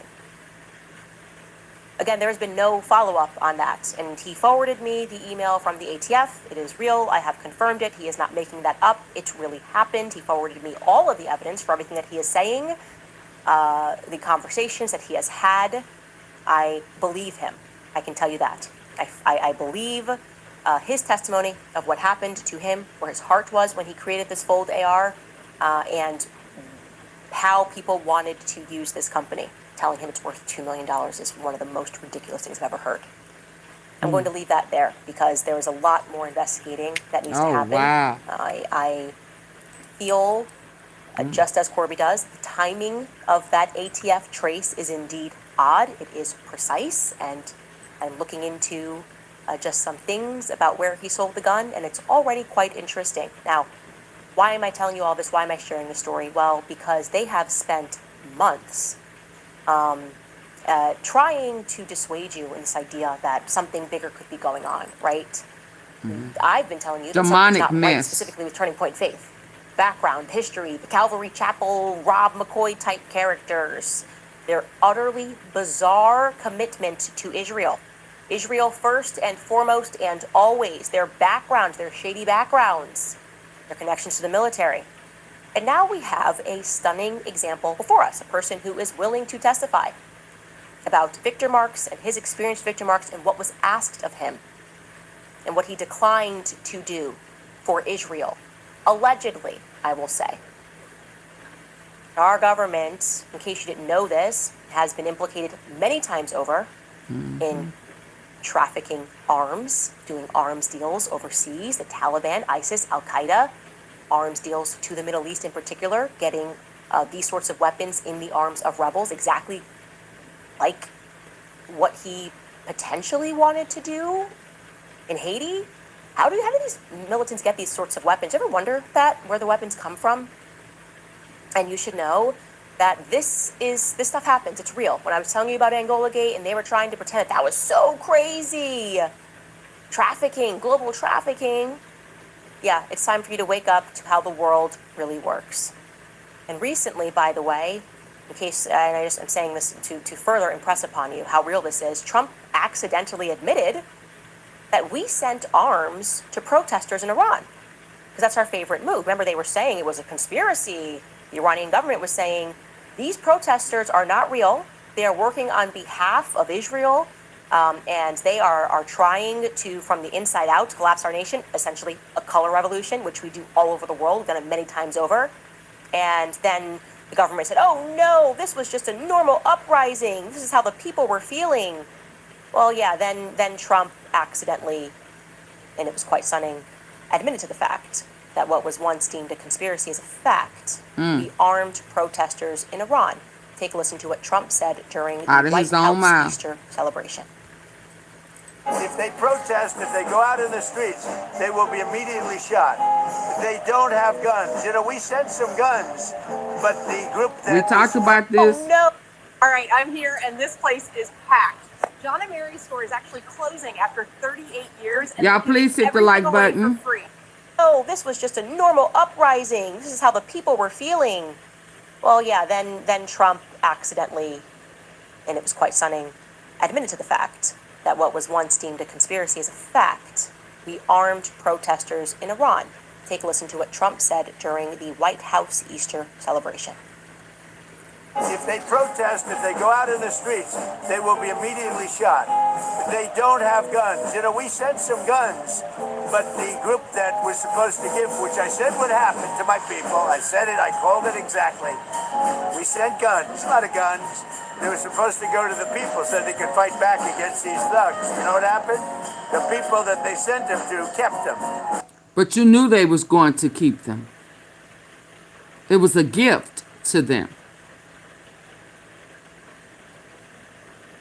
But there was a reward, a heavy reward on the military pilots. Yeah. You wanted them to use them on the U.S. citizens. because they say, what a beautiful gun, I think I'll keep it. So I'm very upset with a certain group of people, and they're going to pay a big price for that. What happened to my people? I said it, I called it exactly. We sent guns, a lot of guns. They were supposed to go to the people so they could fight back I against agree, these thugs. Michael. You know what happened? The people that they sent them to kept them because they said, what a beautiful gun, I think I'll keep it. So I'm very upset with a certain group of people, and they're going to pay a big price for that.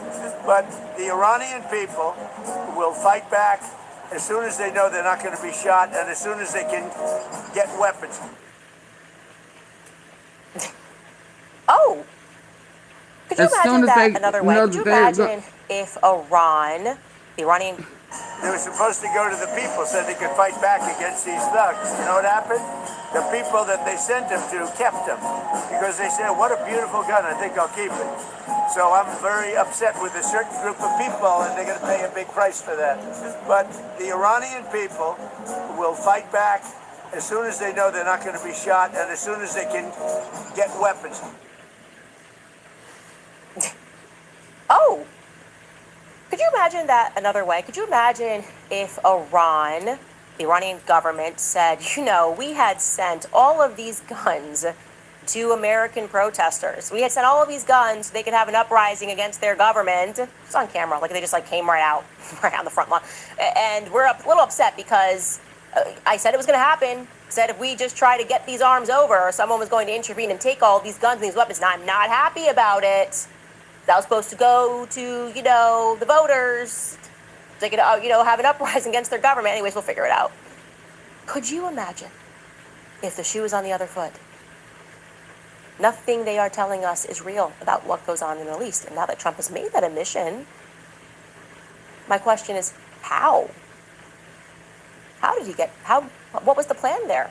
How do we do that when we are putting illegal arms, when we are arming people in another government, under another government, in another nation? How does the military do that? I'd like to hear more. I have follow-up questions, Trump. What was the lead up to that? How did you get weapons into Iran? I have an idea of how that works, because it's been done, like I said, many times before. I wanted to introduce you guys to this story about Victor Marx again, so that you can be removed from this media illusion that it is crazy to think that pastors and churches and your government and multiple nations could all be involved in a trafficking ring. Because like I said at the top of the show, it's just not possible. And everyone around Erika is so committed to trafficking charitably. Like rescuing people in high-risk situations. Victor Marx says he dealt with the Taliban, he dealt with ISIS. So like the American government, is that what we're talking about? Is this like CIA contracting work? Was this what happens? Pay attention to this. Because I have said from the beginning, my sense is that Charlie was betrayed. I have been looking at this now for 7 months. It's very obvious to me that these pastors claim to be evangelizing, these people that work at Turning Point USA. Well, I used to be an arms trafficker dealer, and then I found God. Wow, there's a lot of that going around here at Turning Point. Yeah, I used to do, and then I found God. What a perfect cover. A perfect cover to continually say that you are committed to God and you're committed to the Lord when you are committed to anything but. And then you tell people they're demonic if they question it. Well, I am happy to question every single thing that Turning Point USA is doing, what they have done, and how long it's been going on. Because my deep down suspicion, when I think of the timeline, 2018, is it's way too perfectly lines up with when Epstein went down. And it seems like there was this implosion all across the not-for-profit world. Like suddenly people just got into churches. That's my deep down suspicion, is that we are looking at maybe Epstein not having gone down, actually. Maybe Epstein just sort of re-emerging, the Epstein world just re-emerging somewhere else. Because you don't, something that global and that big doesn't just go down overnight. Doesn't just go down with one man. It gets a new head. That's what happens. Mm-hmm. So we're going to continue to prod this narrative, and I cannot even process people who are still out here pretending Erika is some perfect victim who just has all of the wrong friends. Stop doing that, because it's dumb. And it's dumb to be dumb. That's why you should stop doing that. We will take a quick break and be right back after. All right, you guys, if you are a parent... Okay, y'all, I'm going to go ahead and leave and be back at 11:30. I'm scared that, let me see. I'm not sure if I have it all set up right.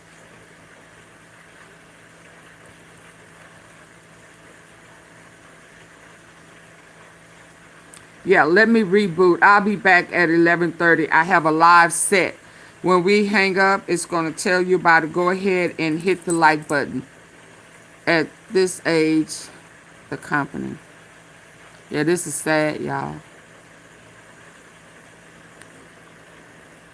If y'all didn't hit the like button coming in, can you hit the like button going out? What did I put? Did I?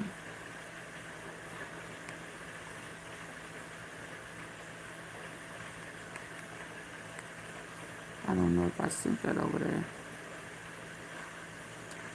Silver, actually totally unbelievable. Yep.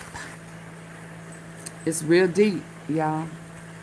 And we're at war because of the Epstein files. And can you see how it's all connected? And he's made her in the position of the White House. She works for the White House now. Erika Kirk. Let me just make sure. I don't have to hear the comments. Let me see if she goes into anything else other than the comments. And if she starts talking about the comments. Hold on. It's deep. That's why the cover-up is so intense. That's why this war, he's just confused. He just lost. He way over his head now. He don't have the support and backing that he had, and his saving grace was going to be the courts, and now they not. Parents, you know exactly what it means. Mortgage rate. Big retailers just banned our lighter, and honestly, we're not surprised. And we're not playing blind anymore. Unlike a HELOC, The most of us are not. Just incredible how this just keeps happening. Okay. We are not the good guys. Okay. I see people in the chat saying that arms were used to kill civilians in broad daylight. I mean, I get it, guys. You don't even. It is so clear to me what is happening in this world. And we are not the Sadly, good guys. We are not the good guys. Be very wary of these sorts of pastors, is what I would say. She is so right. And our political party. Did I mention he's running for governor? He's got a very checkered background, admits to being brain damaged, and has been caught lying extensively. Kind of like Erika. Maybe he has a bad memory like Erika. But it's never a bar to entry. It's like they just welcome this Turning Point USA. Like, oh, Greg Laurie, yeah, is accused of trafficking church, Harvest Church is being accused of trafficking people from Romania. Just incredible how this just keeps happening to the very godly woman that Charlie married. Isn't it just so weird?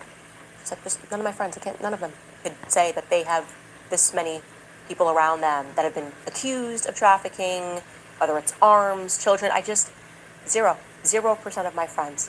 Amazing. All right, top comments from yesterday's episode. Big Dog Sound One writes, leaving the Daily Wire is like leaving Scientology.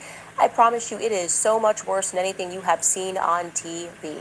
It's just like, no, way worse. Way worse. It is a beyond cult is what I would say. In the way that I have just been trying to leave. Like I told you, even what they tried to do with Brett Cooper. Like you just can't, you're not allowed to leave. You just can't leave with your life intact. They're gonna have to destroy you. With us or you're against us. Well, I'm against you. I'm against Israel. I'm against everything they're doing. So at least I will die with my soul intact. That's what I would say. J-Dog writes, I was watching this at the gym. I look over and the girl on the treadmill next to me had it on too. I loved this. I responded. I said, ask her on a date. What is the follow-up? J-Dog, gotta ask her on a date, assuming you guys are both single. That would be such a great way to meet someone. You're both just watching the Candace Owens podcast on the treadmill. and we started a conversation. I love that. Okay, for today's episodes, oops, I have completely X'd out of this document. Let me read today's comments. Give me Okay, y'all, I'll be back at 11:30. Oh, I am like way X'd out here. Here we are. New. 11:30. Again, in the wrong And spot. about there are many people knocked down with this What episode number are in we the right now? government, but their families are being threatened. Many things. My thing Yeah, you is can do that. That about works. Thank you. I'll just read them from the prompter. the biometrics. Okay, I think I actually see it now. It's just popped up. That's For some reason, I heavy. had to like type it in manually. Okay. I mean, they Comments got for today's in. episode. BC writes, I It's easy practically to broke get my in, brain hard to get learning out. the ins and outs of the details of Russiagate to debunk and argue with the left about it. Now I wonder what the point was when Trump is now just doing everything that the Russiagator neocons wanted. That is very. The Russiagate thing was just completely ridiculous. I actually personally now 4 minutes. View In things 24 in terms minutes. of I'm going to go theology, ahead I'm and like, end yep, it that's a now. Christian It's nation. 24 That- minutes. It's a Christian nation. Stop trying to tell me that I should hate them when we are allied with. Less than 30 minutes.